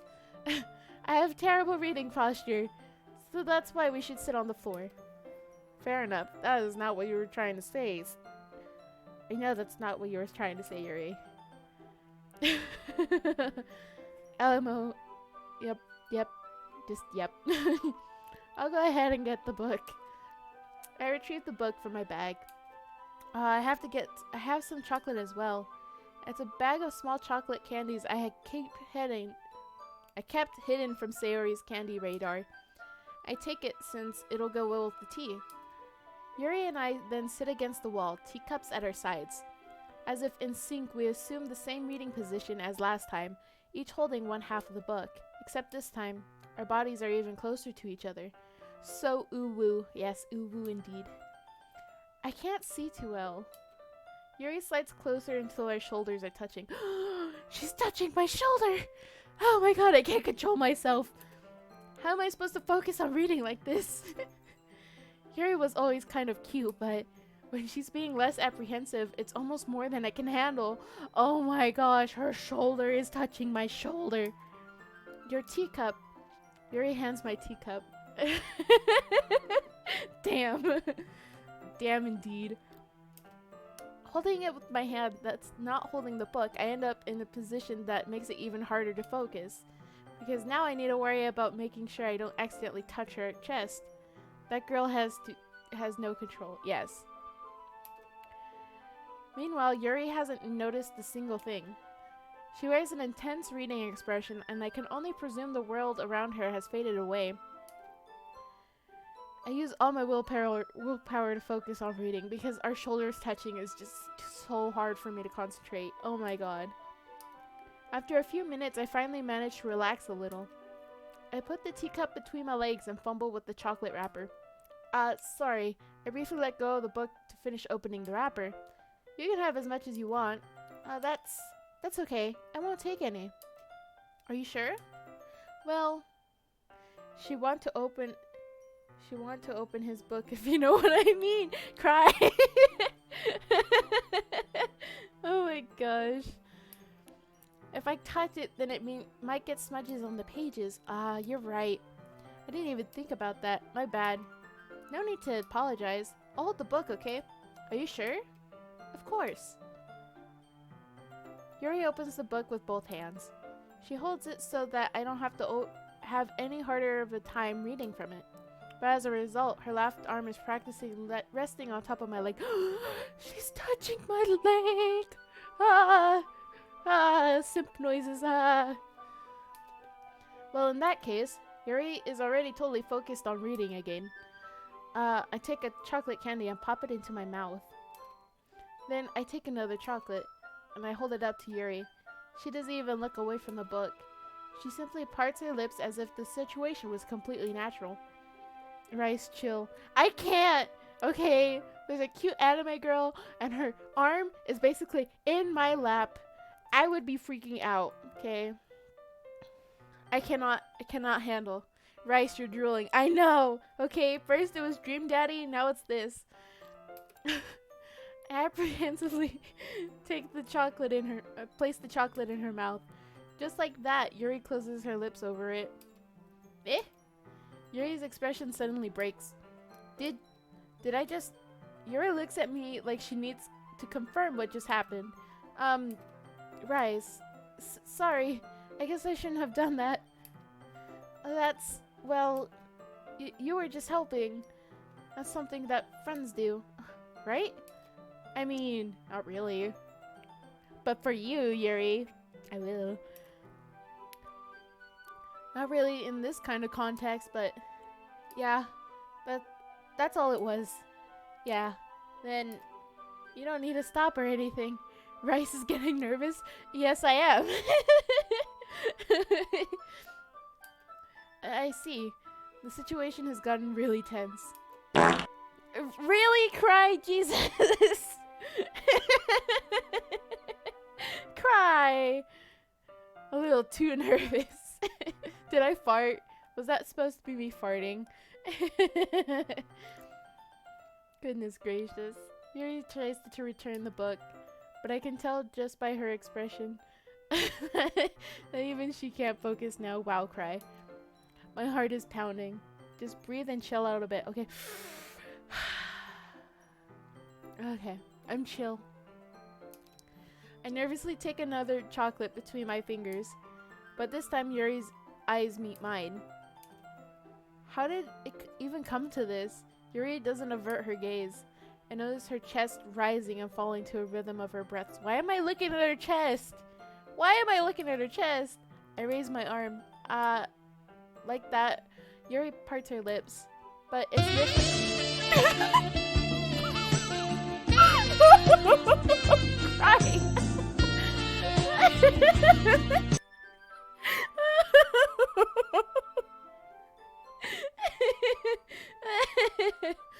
Oh my gosh. The timing, I love it. I feel her hot breath on my fingers. Okay, everyone. Monica, you freaking cockblock.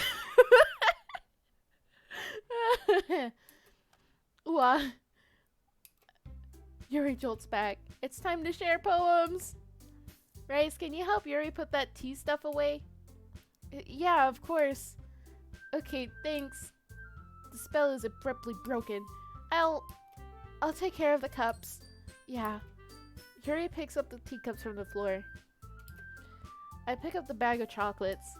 In the end, we hastily clean up without so much as a word between us. I get the feeling this is something neither of us will have the courage to bring up. Who should I Yuri.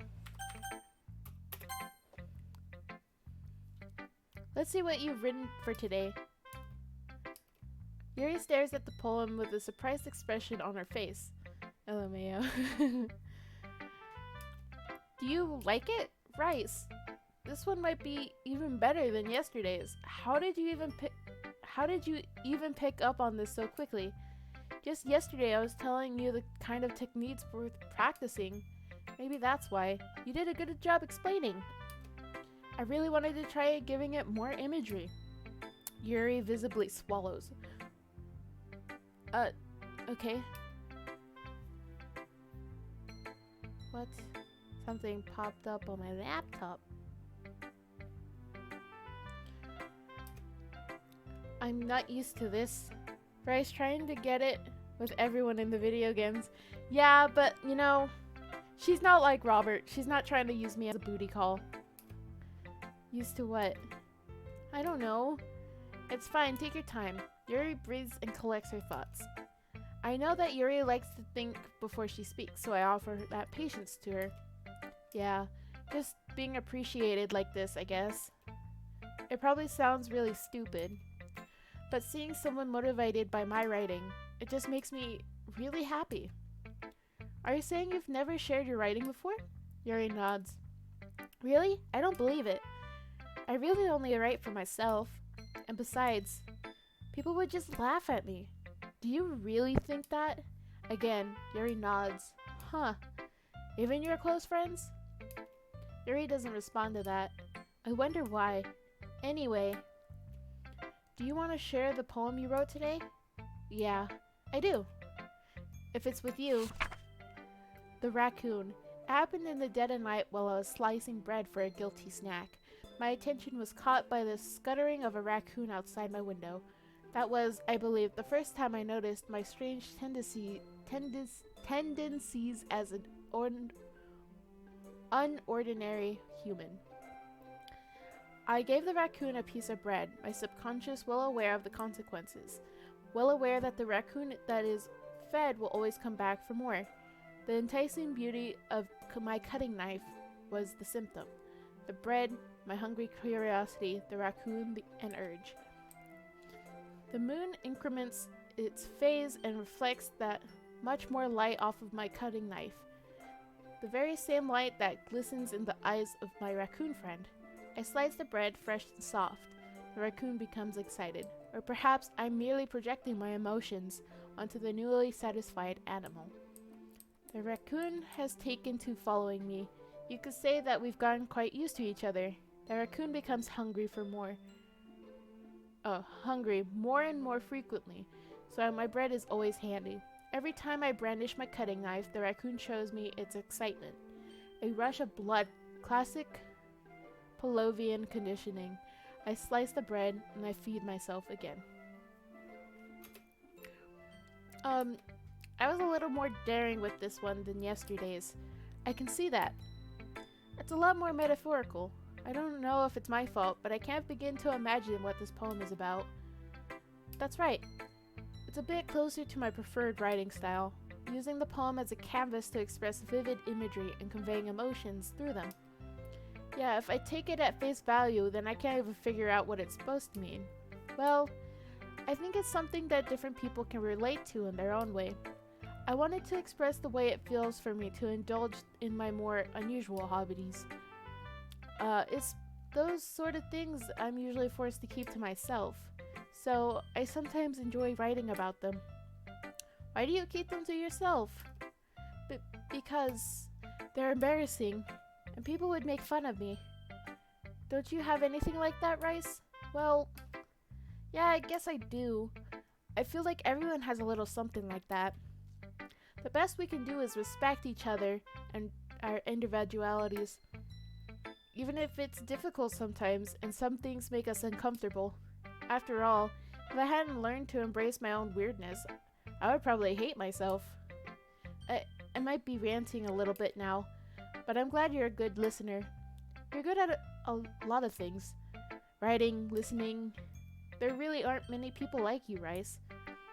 That's exaggerating a little bit. It's just how I feel. I never thought I would feel so comfortable sharing my writing.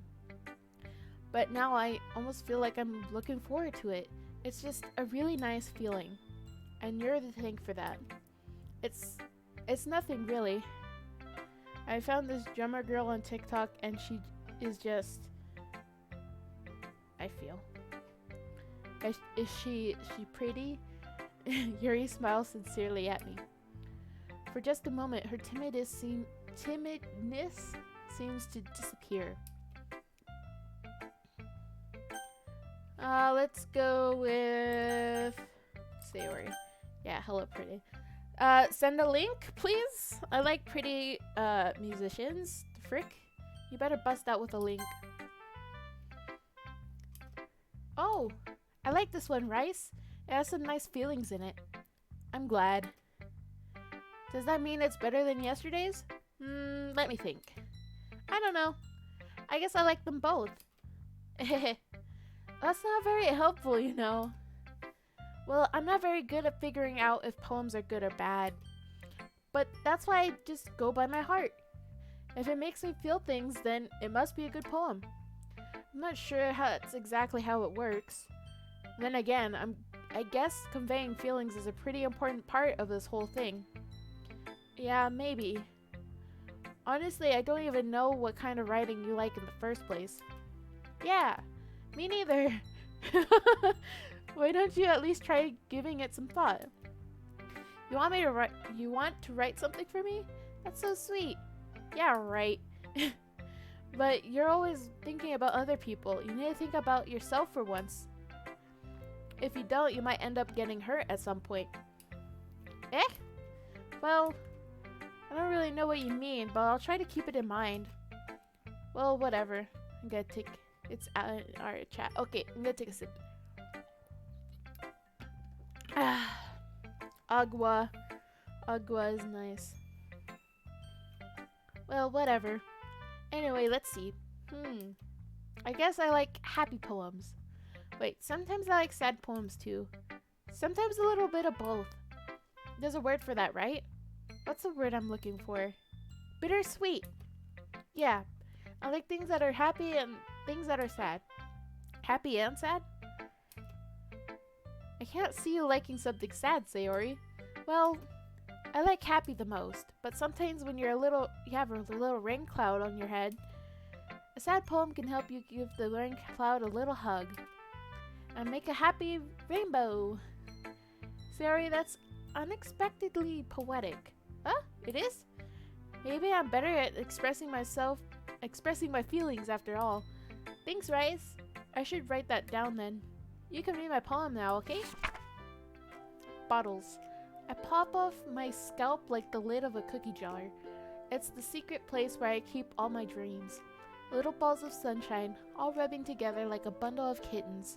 I reach inside my thumb and forefinger and pluck one out. It's warm and tingly, but there's no time to waste. I put it in a bottle to keep it safe, and I put the bottom on the shelf with all the other bottles. Happy thoughts, happy thoughts, happy thoughts in bottles, all in a row. My collection makes me a lot of friends, each bottle a starlight to make amends. Sometimes my friends feel a certain way. Down comes a bottle to save the day.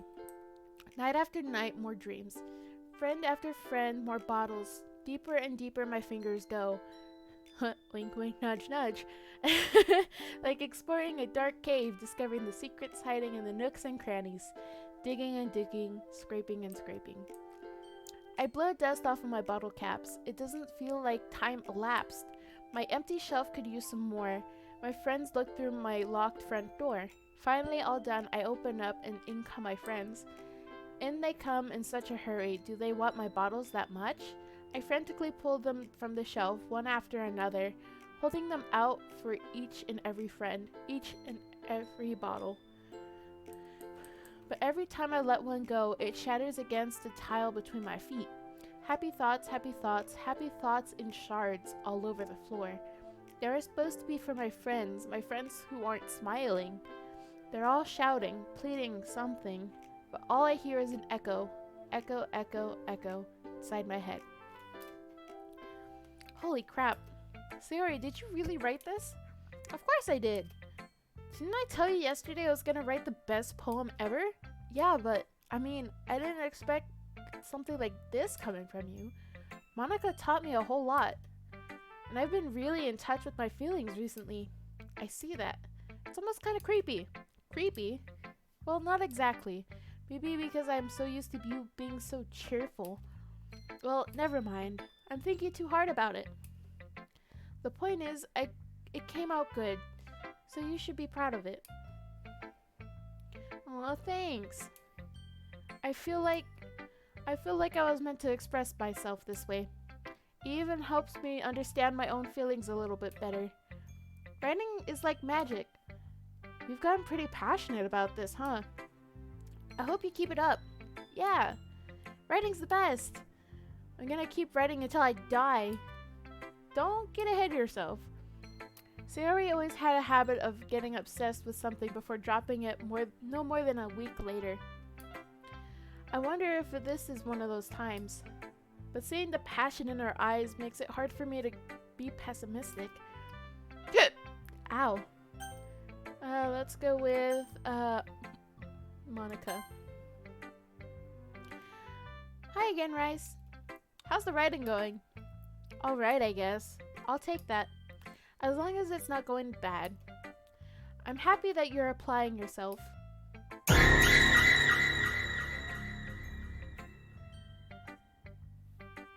For the hiccups. Let's see if they actually go away, because they'll probably come back.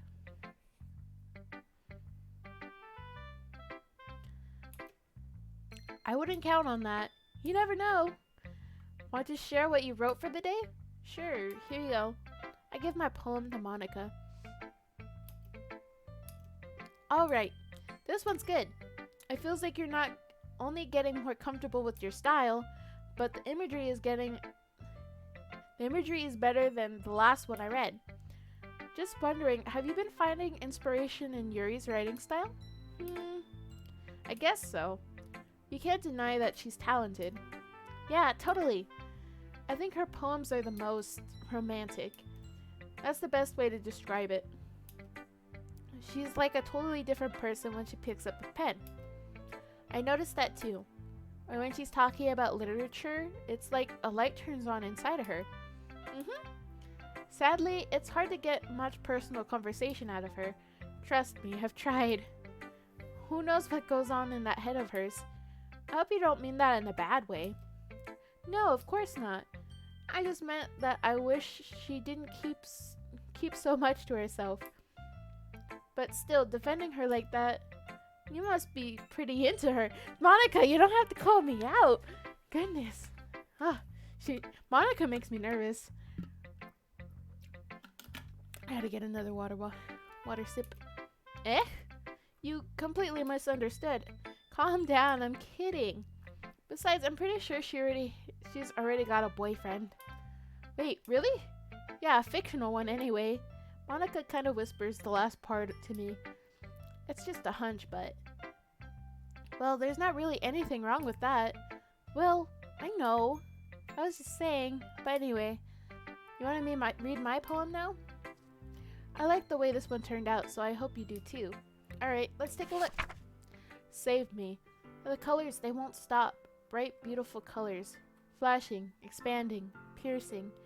Red, green, blue, an endless cacophony of meaningless noise. The noise, it won't stop. Violent, grating waveforms, squeaking, screeching, piercing. Sine, cosine, tangent. Like playing a chalkboard on a turntable. Like playing a vinyl on a pizza crust. An endless poem of meaningless. Load me. Load you with what? It's even more abstract than your last one, huh? I guess it's just the way I write. I'm sorry if you don't like it. No, I've never said that. It's just the kind of thing I've never really seen before, I guess. I kind of like playing with my space on the paper. Choosing where and how to space your words can totally change the mood of the poem. It's almost like magic. The way I wrote the lines really short makes it feel like they're trying to speak over the noise. I see. It's still hard for me to tell what it's about, though. Sometimes asking what a poem is about isn't the right question. A poem can be as abstract as a physical expression of a feeling, or a conversation with the reader. So putting it that way, not every poem is about something. Anyway, here's Monica's writing tip of the day. Sometimes you'll find yourself facing a difficult decision. When that happens, don't forget to save your game. What? Nani? You never know if you might change your mind, or when something unexpected it may happen. Wait, is this tip even about writing? What am I even talking about? That's my advice for today. Thanks for listening. Natsuki, I guess. Well, I can admit it's better than the last one. It's nice to see you putting in some effort. That's good. But I still don't like this at all. It's trying too hard to be serious. What do you mean by that? Poems don't need to be all deep sounding or to express something. I am here late. It's fine, Squirrel. Glad you're here.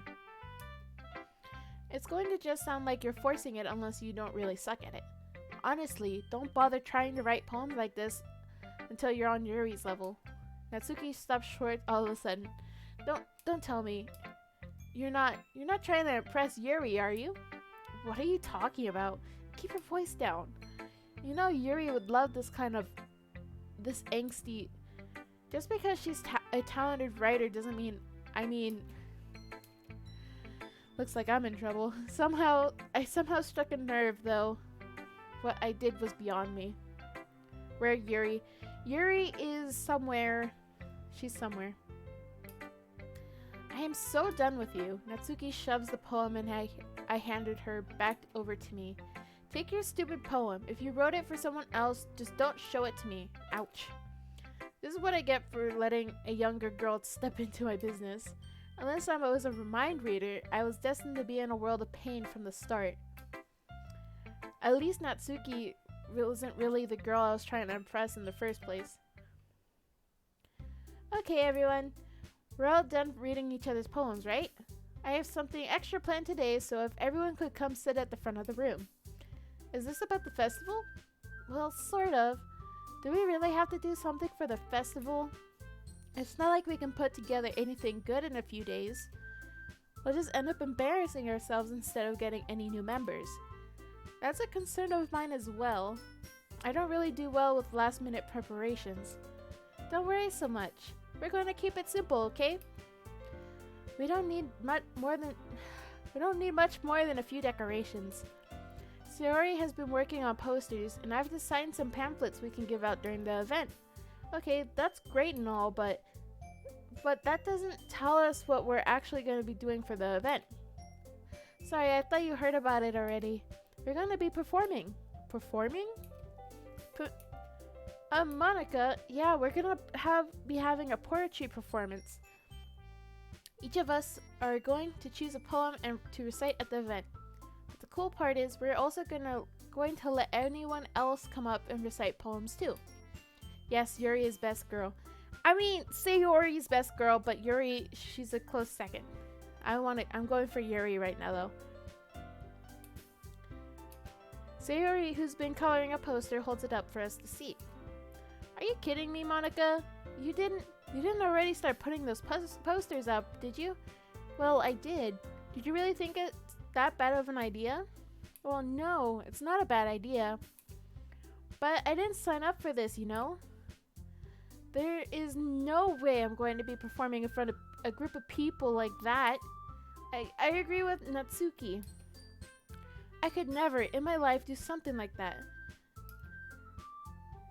Imagining it, Yuri shakes her head in fear. Guys, no, Sayori. I understand where they're coming from. Remember that Natsuki and Yuri have never shared their poems with anyone until just a couple days ago. It's a lot to ask for them to recite their poems out loud to a whole room full of people. I guess I kind of overlooked that, so I'm sorry. But I still think we should give it our best. We were the only ones responsible for the fate of this club. If we start the event and each put a good performance, then it will inspire others to do the same. And the more people who perform, the better we'll be able to show everyone what literature is all about. Yeah, it's about expressing your feelings, being intimate with yourself, finding new horizons, and having fun. That's right. And it's those reasons that we're all in this club today. Don't you want to share with others? To inspire them to find the same feelings that brought you here in the first place? I know you do. I know we all do. And if all it takes is standing in front of a room for 2 minutes and reciting a poem, then I know you can do it. Natsuki and Yuri remain silent. Sayori looks worried. I guess that leaves me no choice. I agree. I don't think it's too much trouble to ask. I think that Sayori and Monica have been trying really hard to get new members. The least we can do is help them out a little bit. Well, maybe, but it looks like Natsuki doesn't have any arguments left. Okay, fine. I guess I'll just have to get over it. Alright. Phew. Thanks, Aksuki. What about you, Yuri?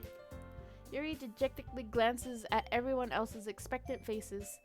Yuri's adorable. I know. Sigh. I guess I don't really have a choice. That's everyone. You're the best, Yuri. You're in the top 20 streaming Doki Doki. Really? That's cool. Oh gosh. You'll be fine, Yuri. But anyway, let's move on to the main event. I want each of you to choose a poem of yours. We're going to practice reciting them in front of each other. Yeah, good job, boss. Yes, good job. No way. Monica, this is too sudden. Well, if you can't recite your poem in front of the club, how do you expect to do it in front of others? Oh no, don't worry. I'll start off to help everyone feel a little more comfortable. Can I go next? Of course. Now let's see. Monica flips through her notebook to the specific poem that she has in mind for herself. She then stands behind the podium. The title of this poem is The Way They Fly. Ahem. Monica begins reciting her poem. Her clear, confident voice fills the room. More than that, her inflection is pristine. She knows exactly how to apply emotion behind each line she recites, bringing the words to life. Is this something she's done before, or is she simply a natural? I glance around me. Everyone has their eyes on Monica. Sayori looks amazed. Yuri has an intense expression on her face that I don't understand. Finally, Monica finishes her recitation. The four of us applaud. Monica takes a breath and smiles. That was so good, Monica. Thank you very much. I was just hoping to set a good example. Are you ready to go next, Sayori? I'll go next. What? Yuri's fired up all of a sudden. Yuri clutches a sheet of paper between her hands and stands up. Keeping her head down, she walks quickly over to the podium. This poem is called... Yuri anxiously glances at each of us. You can do it, Yuri. It's called after image of a crimson eye. Yuri's voice shakes as she starts reading the poem. Just a moment ago, she practically refused to do this. Why is she suddenly putting in so much effort? As Yuri gets past the first couple of lines, her voice changes. It's almost like what happens when Yuri gets absorbed into her books. Her quivering words transform into the sharp syllables of a fierce and confident woman. The poem is full of twists and turns in its structure that she enunciates with perfect timing. This must be a rare glimpse into the whirling fire Yuri keeps concealed inside of her head. Suddenly, she finished. Everyone is stunned. Yuri snaps back into reality and glances around her, as if she's bewildered even herself. It's up to me to save the situation. I'm the first to start applauding. Everyone joins me afterward, and we give Yuri the recognition she deserves. It's not that we didn't want to applaud for her, but we were all so caught off guard that we must have forgotten. As we applaud, Yuri holds the poem to her chest and rushes back into her seat. Yuri, that was really good. Thank you for sharing. Looks like Yuri is down for the count. Okay, I guess I'm next then. Sayori hops out of her chair and cheerfully walks up to the podium. This one's called My Meadow. Sorry I giggled. Sayori, it's a lot harder than I thought. How did you guys do it so easily? Try not to think of it while you're reciting to other people. Imagine you're reciting it to yourself, like in front of the mirror or in your head. It's your poem, so it'll come out the best that way. I see. Okay then. Sayori begins her poem. Somehow it feels like her soft voice was made as a perfect match. The poem wasn't aimlessly cheery like Sayori is. It's serene and bittersweet. If I were to read this on paper, I probably wouldn't think much of it. But hearing it come from Sayori's voice, it almost gives it a whole new meaning. Maybe this is what Sayori meant when she said she likes my poems. It's like I got to reach more deeply into someone I thought I knew through and through. Sayori finishes and we applaud. I did it! Good job, Sayori. Even Rice liked it. I guess it's a good sign. What does that even mean? It came out nicely, Sayori. The atmosphere of the poem fits you really nicely. But it might be that that other poems wouldn't work quite as well with that kind of delivery. I don't really understand. In other words, I've seen poems of yours where that sort of gentle delivery wouldn't work as well. They might need a little more force behind them, depending on what you're reading. Oh, I know what you mean. Well, I've been practicing that kind of thing. It's just embarrassing to do it in front of everyone. Then next time, I'm going to make you pick a poem that challenges you a little more. We don't have much time before the festival, you know? Okay. Who's next? Natsuki? Don't make me go before Rice. It's not like I can compare to you guys anyway. Might as well let Rice lower everyone's standard a little before I have to do it. Wow. She really don't like me. Wow. Natsuki. It's fine. I might as well get it over with. But it's not like I have much of a selection of what to read. I'll just go with what I wrote for today. I stand up and step in front of the poem. Podium! Here you go. I need a sip of water. Goodness gracious.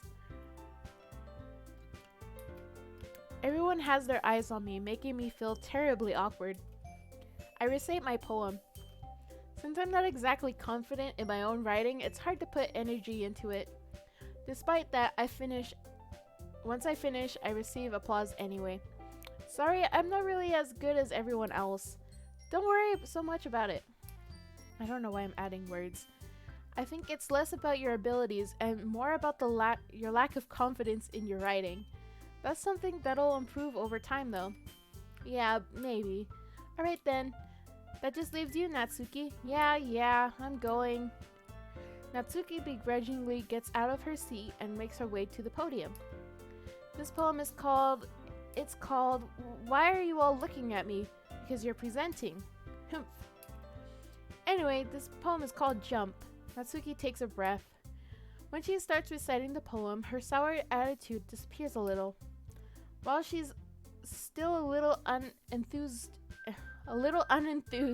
her poem has a rhythm and rhyme to it. It's Natsuki's trademark style, and it works surprisingly well when spoken out loud. The words feel like they bounce up and down as if giving life to the poem. Natsuki finishes and everyone applauds. She hops back to her seat. That wasn't so bad, was it? Easy for you to say. You had better not make me do that again. Well, do you at least feel prepared enough to recite a poem in front of other people? I mean, doing it in front of other people will be way easier. I can put on whatever face I want for other people. But when it's just my friends, it's just embarrassing. That was a surprise, Natsuki. I think it would be the other way around for me. Well, that's just how it is, so... Well, I guess in that case, you wouldn't have to worry much... Here I go again. You won't have to worry much for the festival. That said, I want to thank everyone for coming through. It might be hard, but I hope that all of you have an idea of what it's like now. Make sure you pick up a poem and get enough practice before the festival, okay? I'll be making pamphlets, so let me know ahead of time what you'll be reciting. Jeez. Anna, you still here? I should probably find some other poem to recite instead. That's fine too. It doesn't have to be your own. I mean, I'm already pleasantly surprised that you're putting in all this effort for the club. It makes me really happy. Yeah, no problem. Okay, everyone. I think that's about it for today. I know the festival is coming up, but let's try to write poems for tomorrow as well. It's been working out really nicely so far, so I'd like to continue that. As far as the festival, we'll finish planning tomorrow, and then we'll have the weekend to prepare. Monday's the big day. Can't wait. I can do this. Alright. I stand up. There's no way I'll be able to find the same enthusiasm as Sayori and Monica, but I'll do my best to get through. It's for the sake of the club, and impressing Monica, and then I'll have to do my best. Ready to go, Sayori? Yep. Look at you two always going home together like that. It's kind of adorable, isn't it?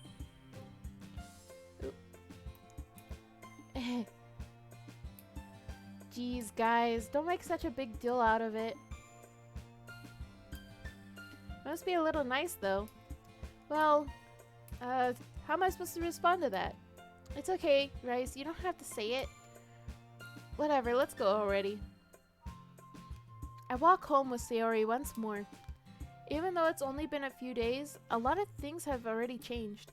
But today Sayori is being a little quieter than usual on the way home. Hey, Sayori. Sorry, I was spacing out. No wonder. I was thinking about something from earlier. I like how we get to... Sayori fumbles with her words. So let's just say that one day Yuri asked to walk home with you. Huh? What would you do? What kind of question is that? You're kind of putting me on the spot here. Oh, shoot. Oh, man.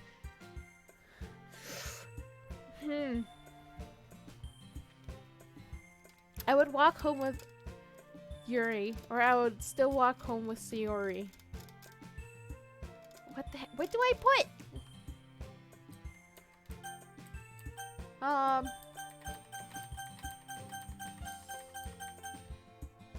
Shoot, I don't know which one to put. Because I don't want to hurt her feelings. Also, what if Yuri lives on the opposite side of town? Why would I walk with Yuri, you know? But I want points with Sayori. I mean, Yuri. Okay, leave it up to chance. Sayori. You really think I would ditch you for Yuri? But she's so beautiful and smart. Jeez, you already see her in the club every day. Oh, Besides, you always seem to really like going home together. I wouldn't just ruin that for you. You're so silly, Rice. You think about me too much sometimes. Yuri would deserve it if she wanted it, so... Sayori, I've already made up my mind. I really can't figure you out sometimes. Sorry. Besides, what's the point of speculating something that's never going to happen? The conversation trails off. It's kind of weird. It's kind of a weird thing for Sayori to care so much about. But I want to respect her and keep her happy. Then again, the festival is only a few days away. Who knows what will happen in that time? Foreshadowing! Dun dun dun! Okay. Eternity. Meager. Hope. Shoot. Melancholy. Unending. Secretive. Unrestrained. Tenacious. I've put that one before. Infallible. After image. Entropy. Why is suicide here? Vertigo. Capable. Massacre. Philosophy. Electricity. Unstable. Starscape. I don't even know what that word was. Unrequited. Shoot.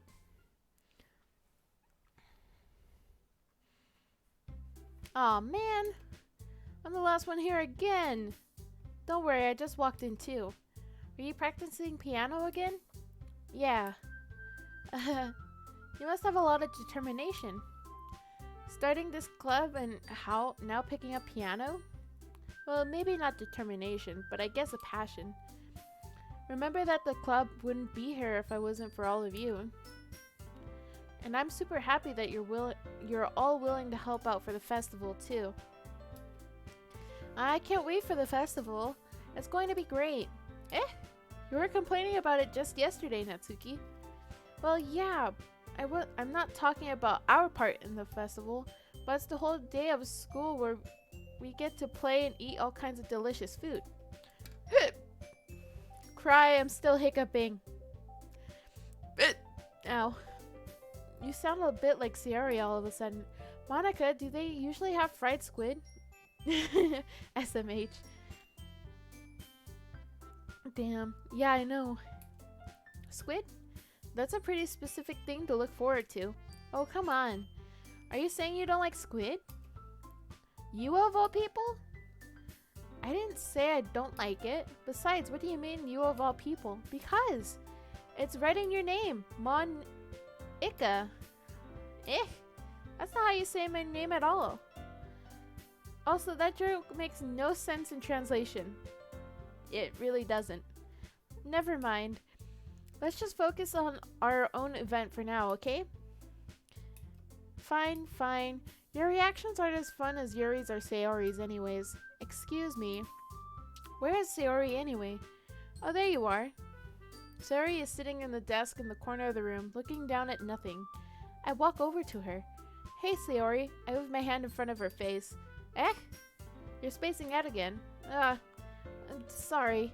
Don't mind me. You can go talk to everyone else. Huh? Is everything alright? Of course. Why wouldn't it be? It just feels like you're a little off. Sorry for assuming things. Geez, you worry too much about me. I'm fine, see? Sayori shows me a big smile. Don't let me distract you from having fun with everyone. Well, alright. If you say so.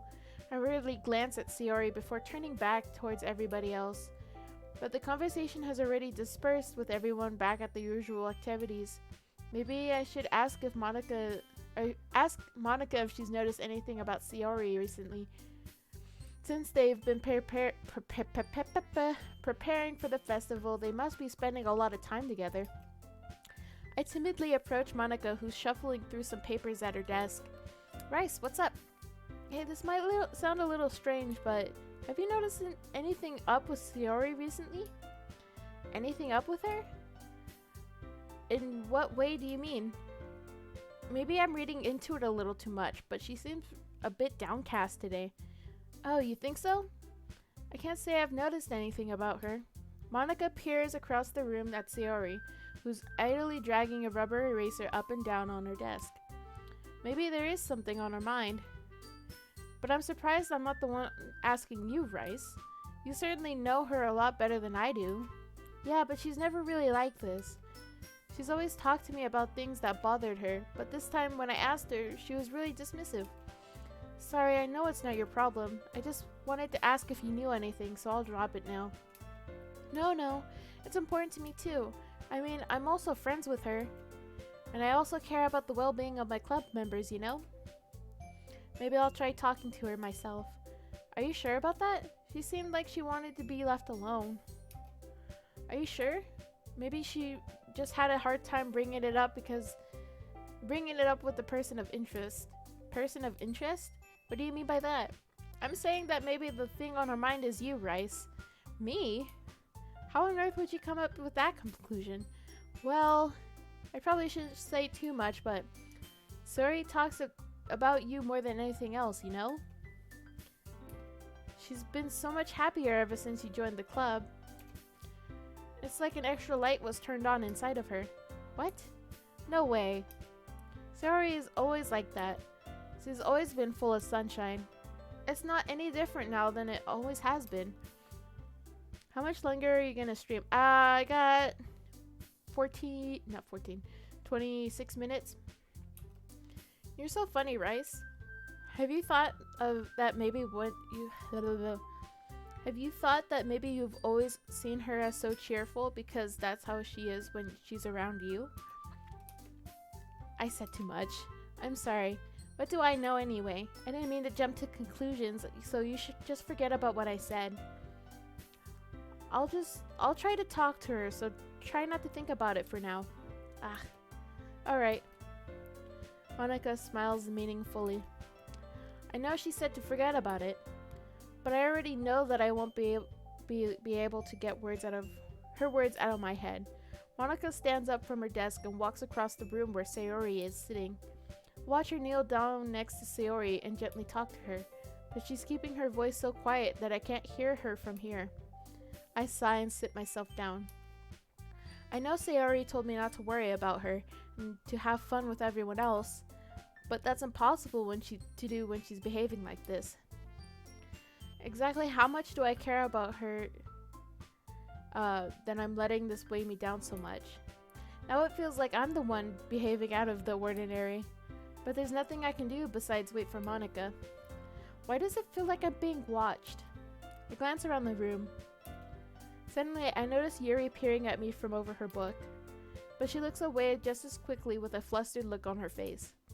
I realize that she won't get anywhere like this. I've never really seen Yuri approach anyone or start a conversation of her own accord. So I have no choice but to approach her myself. By now, it's a little easier for me to do that. I stand up from my desk and sit in one next to her. I didn't mean to bother you or anything. Relax, you didn't even do anything. But I could tell that you wanted to be alone with your thoughts. Alone with my thoughts? How are you even able to tell that I was thinking like that? Well, it's something that I do a lot, so it wasn't hard for me to spot based on your posture and expression. Not that I was staring or anything. I didn't do anything creepy like that. In any case, I guess you were right. I'm sorry if I caused you any concern. Don't apologize. Your troubles are only the concern of those willing to share in that concern. Of course, there are certainly those who find the most comfort in keeping to themselves. But if you would prefer to share what's on your mind, then I would be glad to listen. It's really not that big of a deal. I was just feeling a bit uneasy about Sayori. Sayori? Yeah, she seems a little off today, but when I asked her about it, she didn't want to admit it to me. So I can't help but wonder if something happened to her. Oh, that's quite romantic. Huh? Sorry, I didn't mean to say anything stupid. It's not that, I just didn't want you to misunderstand. Sayori and I have just been friends for a long time, that's all. I see. Then perhaps it is unusual for her to be dismissive to you about her feelings. Or maybe I'm just reading into it a little too much. Rice, the world is full of meaning, often hidden deep beneath plain sight. I need another sip of water. Oh my gosh. Okay. I think once we get to the next chapter, like not the next chapter, when we get to the next poem writing, I'll save there and stream there. And there are many untold mysteries behind every person, no matter how well you may know them. So you think that there might be something behind it after all? I think that Sayori is a very complex person. Her mannerisms on the outside don't always match what may be going on the inside of her head. And she may not always know what she wants. I noticed her strange behavior today too, and I also feel some concern for her. But in your case, it looked like she was fully occupying your thoughts, wasn't she? Well, I guess that was the case. Sayori, she really means a lot to you, doesn't she? I guess. But you don't need to put it that way. We're just good friends, that's all. Yuri suddenly looks deep into my eyes. Her expression is gentle and curious, as if she is searching for something. Embarrassed, I avert my gaze. Sometimes, a person's mysteries are untold even to themselves. And you, as someone honest and caring, may uncover feelings that you weren't aware were in you. I think that she would be a very fortunate person to have you feel that way about her. Yuri, you're giving me too much credit. I'm a pretty simple guy, so I think I'm pretty good at understanding my own feelings. I'm not nearly as sophisticated as you. That's not a compliment, is it? It is what it is. Anyway, as long as we're here, why don't we do some ringing? Well, as long as you're okay with it. Yeah, I should be taking my mind off of this whole thing anyway. Okay, everyone. After some time passes, Monica calls out to the club room. Why don't we share our poems now? Before I know it, everything's back to normal. Everyone goes to retrieve their poems, and I do the same.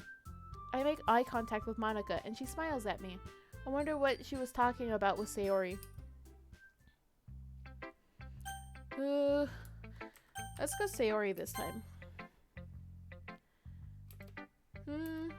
It's nice, I guess. Come on, I already tell you don't like it. Well, You don't need to worry about what I think. Yay, poem time! After all, you wrote this for someone else, didn't you? Probably Yuri. Huh? I didn't write this for anyone specifically. Maybe. That's not really what I meant though. But it's okay. You're making new friends just like I was hoping. That makes me really happy. And you're happy too, right? In this club? Well, of course I am. Good. That's all that matters to me. Thank you, Rice. Sayori. Is there something wrong? Huh? No, nothing. I'm just a little tired today. Alright. Just tell me if you need anything. I will. Don't worry about me, okay? You can go play with everyone else now, if you insist. Yay! I'm gonna go home a little bit early, okay? Sayori? Tell Monica I wasn't feeling well, okay? I'll see you tomorrow! Before I could say anything else, Sayori cheerfully walks out of the classroom, humming to herself. Who should I read to my Yuri, I guess. Rice, your writing is only improved in these past few days. Every poem you've shown me has nothing been short of spectacular. I can really feel the emotions. I'm a little envious even. I don't think it ever came to me this naturally. Yuri, that's the wrong way to put it. This never did come to me naturally, but I've been able to improve so much thanks to you. You're really the example I was chasing after. Is that so? Yuri gently smiles to herself. This feeling, I'm so glad I got the chance to share my writing. I never thought it would feel like this. I remember you mentioning that yesterday. I can't believe you're so good at something and you've never even shared it with anyone. It's kind of a shame. Maybe, but it's not like I really had a choice. What do you mean? Well, Yuri smiles sadly. Rice, during lunchtime I eat by myself. Did you know that? It's a great time to find a quiet spot and do some reading. In fact, I always have some books with me. You could say I really enjoy reading. Well, that's one way to put it anyways. But books are so full of amazing and inspiring people. People you want to fall in love with, or people you just know would make a really good friend. Cheerful people who always put a smile on your face, or deep thinkers and problem solvers who discover the mysteries of life. So when you look at it that way, I'm surrounded by friends every day. You know? And those friends don't laugh at me. They don't tease me for spacing out all the time. I found someone cool to rate after the trip. Okay. They don't make fun of my body type, and they don't hate me for acting like a know-it-all. People say that about you? I'm not a know-it-all, Rice. It's the opposite. I don't know anything. I don't know how to talk to people. I don't know how to make people see me as normal. I don't even know how to make myself happy. I have all these feelings, and all I can do with them is read and write. I'm sad best girl Sayori is gone. I mean, won't she be here tomorrow, next school day? But it wasn't until now that I started sharing it with you that I really understood what I was missing all this time. But I haven't really done anything. No, that's wrong. I mean, yeah, just being patient and respectful, that's really important to me. I know I'm a difficult person, Rice. I speak too slowly. I second guess myself all the time. I read too deeply into things. But every time, you've always treated me just like anyone else. It's so rare that I feel comfortable with myself when I talk to others. But that's why every time I talk to you, I just feel really happy. I see. Well, I treat you how you deserve to be treated, Yuri. And if other people don't see it that way, then screw them. I mean, I joined this club hoping I would make friends. And I would say I've had at least one success, wouldn't you? If you put it that way, yeah. We really are friends now, aren't we? Yuri puts her head in her hands, but this time she's smiling as she does it. Do you want me to show me your poem? Yeah, I do. Let me get it for you. Ghost Under the Light Part 2. The tendrils of my hair illuminate the rough amber beneath the amber globe bathing. In the distance, the blue-green light flickers. A lone figure crosses its path, its silhouettes obstructing the eerie glow. My heart pounds, the silhouette grows closer, closer. I open my umbrella, casting a shadow to shield me from visibility, but I am too late. He steps into the streetlight. I gasp and drop my umbrella. The light flickers. My heart pounds. He raises his arm. Time stops. The only indication of movement is the amber light flickering against his outstretched arm. The flickering light is in rhythm with the pounding of my heart, teasing me for succumbing to his forbidden emotion. Have you ever heard of a ghost feeling warmth before? Giving up on understanding, I laugh. Understanding is overrated. I touch his hand. Flickering stops. Ghosts are blue-green. My heart is amber. Finishing the poem, I start to hand it back to Yuri, but instead of taking it away from me, she looks away. Do you dislike it? No, of course not. I just don't really know how I should respond. Despite Yuri's poem usually being cryptic, it wasn't hard to figure out what this one was about. I don't know if I'll be able to explain this one. That's fine. I understand this one. Yuri is having a even harder time speaking than usual. Same. Does this one mean a lot to you? Yuri nods. I'm not really good with words, but I'm happy that you shared it with me. So thank you. And I hope we can keep spending time together. Despite my inability to make eye contact, I see a faint smile emerge on Yuri's lips. I once again try to hand the poem back to her, but instead Yuri gently takes my hands and pushes them back towards me. I hesitate in response to her warm touch. The poem is, once again, Yuri fails to form a complete sentence. Even I'm nervous. You mean I can keep it? Yuri nods. I'd love to. Again, Yuri faintly smiles as if she doesn't want me to notice. You always make me feel nice. I know I'm not good with people, but I hope that I can return the favor sometimes. Yeah, don't worry. I think you do a good job. Yuri finally turns back towards me. I guess we should move on before Monica says something. But I'm sure we can talk again. Yeah, I'm sure we will. With that, Yuri timidly smiles at me and I return to my seat so I can put her poem away. Who should I show my poem to? Monica, because forget Natsuki. Hi, Rice. Have you thought about what you want to submit to perform at the festival? Well, being in this club is one thing, but performing in front of a bunch of people? I'll have to give it some more thought. Okay, no pressure. But whatever you do, I'm sure it'll turn out great. It would also make me happy to see. Anyway, let's take a look at today's poem. Sure. I let Monica take the poem I'm holding in my hands. Your style's gotten so refined, Rice. Yuri's been teaching you a lot of things, hasn't she? Well, I guess so. Yeah, I've been noticing how much time you spend with her. I think I've heard her say more words these past couple of days than she's talked in a whole year. Not sure how you did it, but that's pretty impressive. Well, she just needs some patience and a way to talk about all the things in her head, I guess. I'm still getting a hang of it myself. You're certainly putting in a lot of effort. You must really like her. It's awfully suspicious, you know. Spending time with her in the club room every day. Reading that edgy novel with her. Well, I just feel bad that she has a hard time socializing. It makes me want to make sure she doesn't spend all her time alone. Besides, novel isn't too bad either, you know. Alright. I get you. Just be careful, alright? You know that Yuri isn't used to opening herself up, so if something bad happens while she's vulnerable, then it could be really hard for her. Her books aren't a total escape from reality. They're just a bandage. You say that like I'm gonna hurt her. Sorry, I didn't mean that.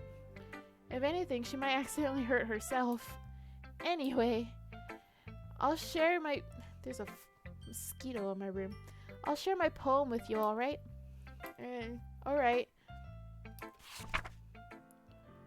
The Lady Who Knows Everything. An old tale tells of a lady who wanders Earth. The lady who knows everything. A beautiful lady who has found every answer, all meaning, all purpose, and all that was ever sought. And here I am, a feather, lost adrift the sky, victim of the currents of the wind. Day after day, I search with little hope, knowing that legends don't exist.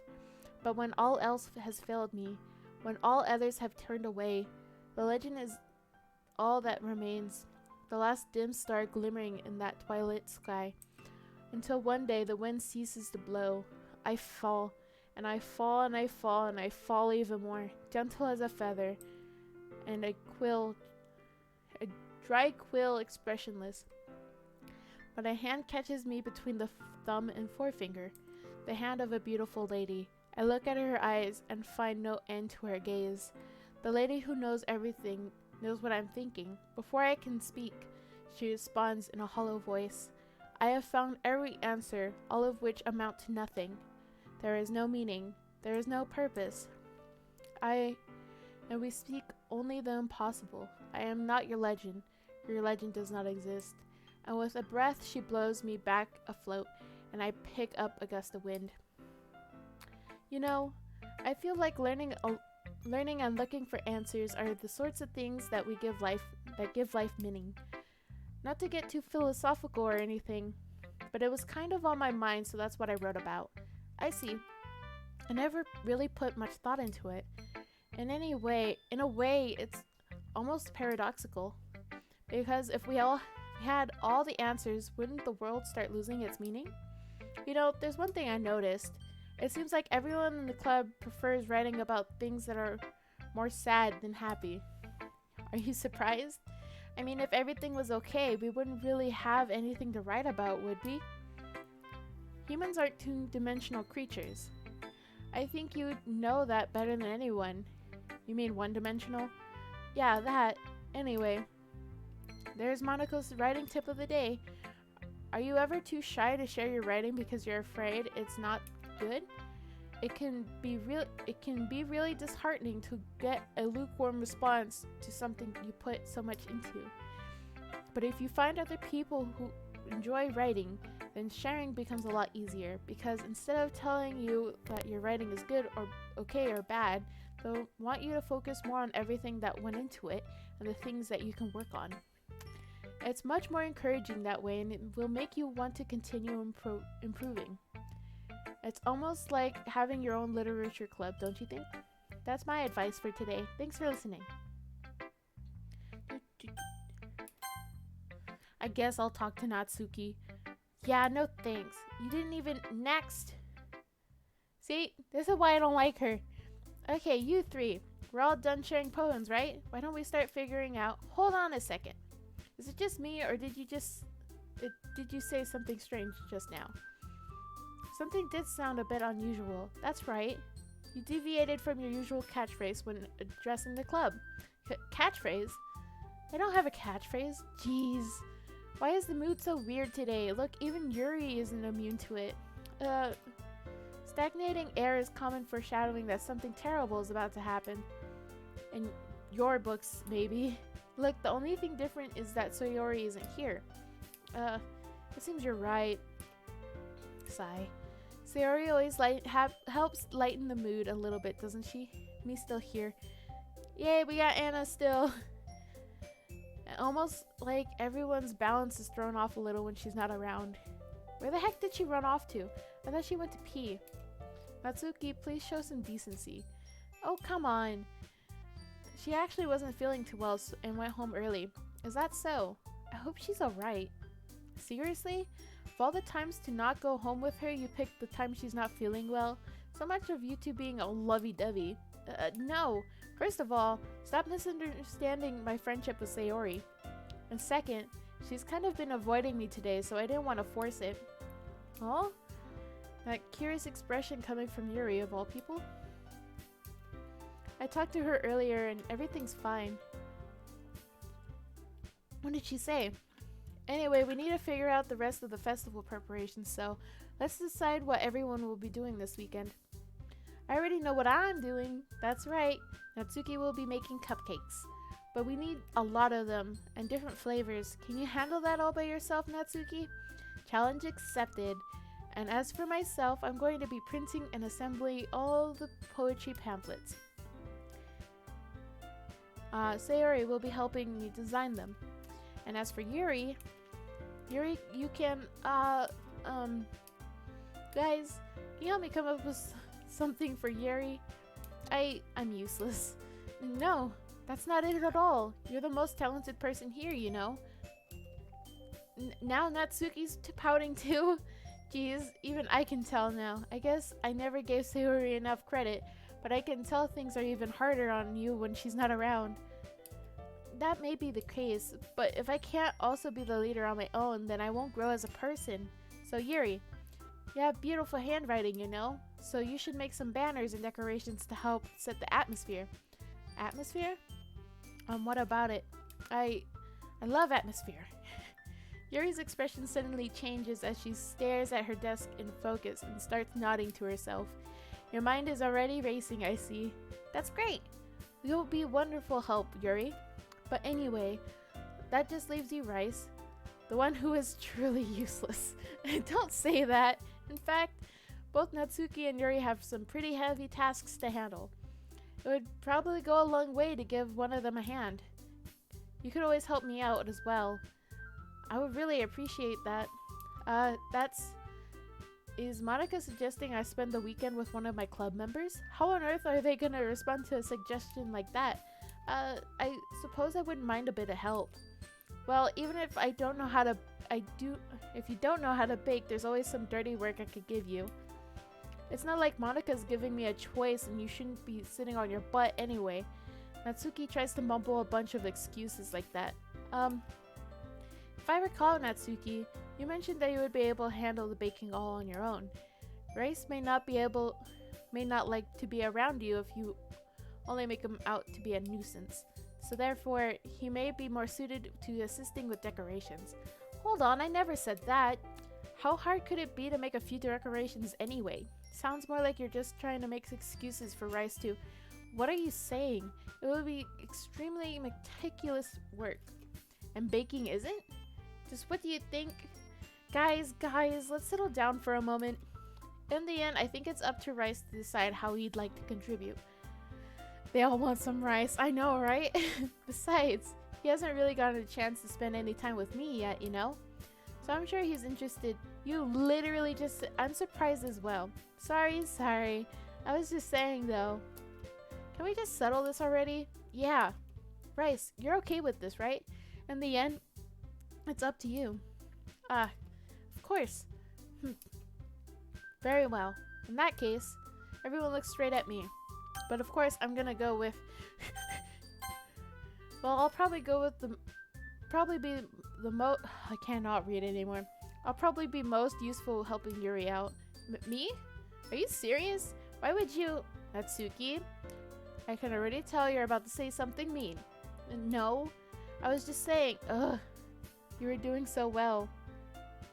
What do you mean? So long without a mistake. Oh! So you'll be helping Yuri then, Rice? Yeah, that's what I'm gonna do. I'm glad. I have a bad habit of overthinking these sort of things. So I think your assistance will be very useful. That's great to hear. Natsuki, will you be able to handle the baking by yourself? I mean, yeah. I already said I would be fine. Okay. Everyone can tell that Natsuki is feeling a little sour. So is that everything we needed to go over? Yeah, that should be about it. Are you guys excited? Well, excited may not be the right word, but I suppose I'm looking forward to it a little bit. Do you feel the same way, Rice? Me? I guess you could say I'm interested to see how it'll turn out. And that's good enough for me. What about you, Natsuki? Natsuki? What? Why is everyone yelling at me? I didn't even do anything. No, that's not what I meant at all. Yuri anxiously glances between everyone in the room. I'm sorry for this. I don't really know why Rice picked me. And also, your cupcakes are the best I've ever had. They go really well with my tea. And nothing that I do for the event will compare to that, so... I get it. I'm kind of surprised, though. Why? Well, I'm the one acting mature. I already know that. Immature. But you're trying to cheer me up all of a sudden. I know I'm not very good at it. so I'm sorry if I said anything bad. Natsuki isn't the only one surprised. Monica and I are also taken aback by Yuri's words. When she already has trouble with words, trying to cheer someone up must be far out of her comfort zone. But I begin to understand. Yuri was trying to sound like Sayori. Even if it didn't work out perfectly, I can tell she tried to say something Sayori would say at a time like this. Because Sayori always helps everyone smile and feel good about themselves. No, I kind of appreciated it. I'm sorry for making a big deal out of nothing. But I'm gonna say this. You better bet that my cupcakes are gonna be the best part of the whole event. I believe you. Yeah, I hope to see everyone do their best. But with that, there's nothing more for today, so I guess it's time for us to head out. Alright, let's get out of here then. Everyone packs their things. Damn, she's starting to become like Sayori, I know, right? I start to follow Monica and Natsuki out the door as they chat between each other. I turn around. Sorry, I realized that I don't have any way of contacting you this weekend. Oh, you're right! I can't believe that slipped my mind. Should I give you my phone number? I think that would be the best way, yes. Alright then. Yuri and I exchange phone numbers. Okay, then I'll be stopping by your house on Sunday. Eh? My house? Is that a problem? No, not at all. I just thought I would be the one going to your house since I'm the one helping you. I suppose that makes sense, but if you don't mind, I think I would prefer going to your house. Alright. In that case, it wouldn't be a problem. I decided not to press Yuri for the reason. It's not like it should matter much either way, so I'll just need to make sure my room is clean. I hope I manage to make myself useful in some way. I'm not nearly as creative as you are. Don't underestimate yourself, Rice. I think we'll make a very productive team. Even if you only choose me because you felt bad or something. Wait, you don't actually think that, do you? I don't know. It's difficult to come up with any other reason you may have chosen me. You're forgetting the one reason with most common sense. I chose to help you because that's what I wanted to do. But Yuri thinks to herself with an extremely tense expression. You're overthinking this. You wanted me to point out that when you're overthinking, right? I didn't realize. I'm telling you, I want to. That's all there is to it. Do you believe me? Yuri thinks really hard again. She looks straight into my eyes for a long while. I believe you.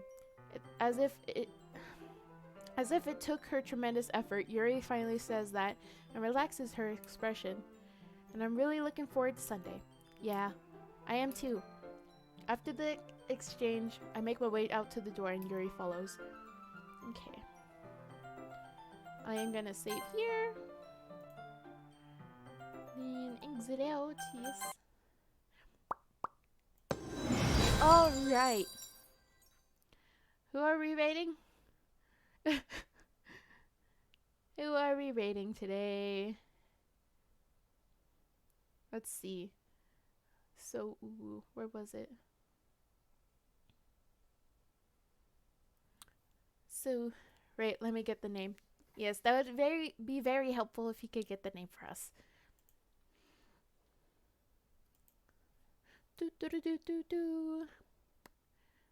Oh, that's a lot of numbers. Okay, B30A4096. Ah, okay. Alright guys, that is the end of the stream.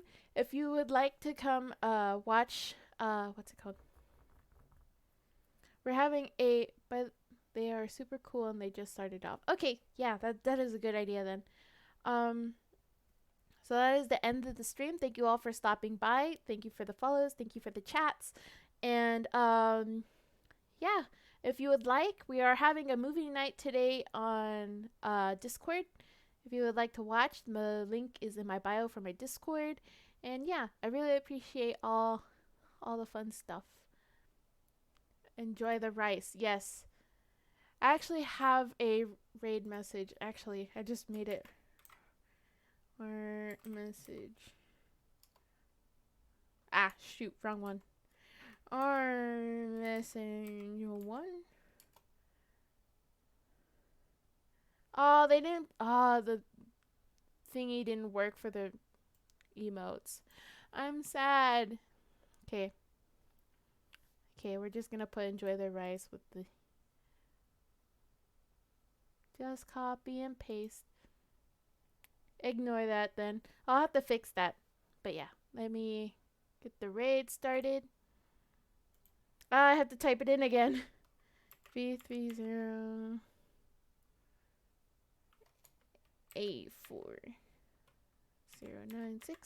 I will have to fix the raid message. But yeah, thank you all for stopping by, and I really appreciate it. So yeah, let's go to the raid. Bye. Thank you.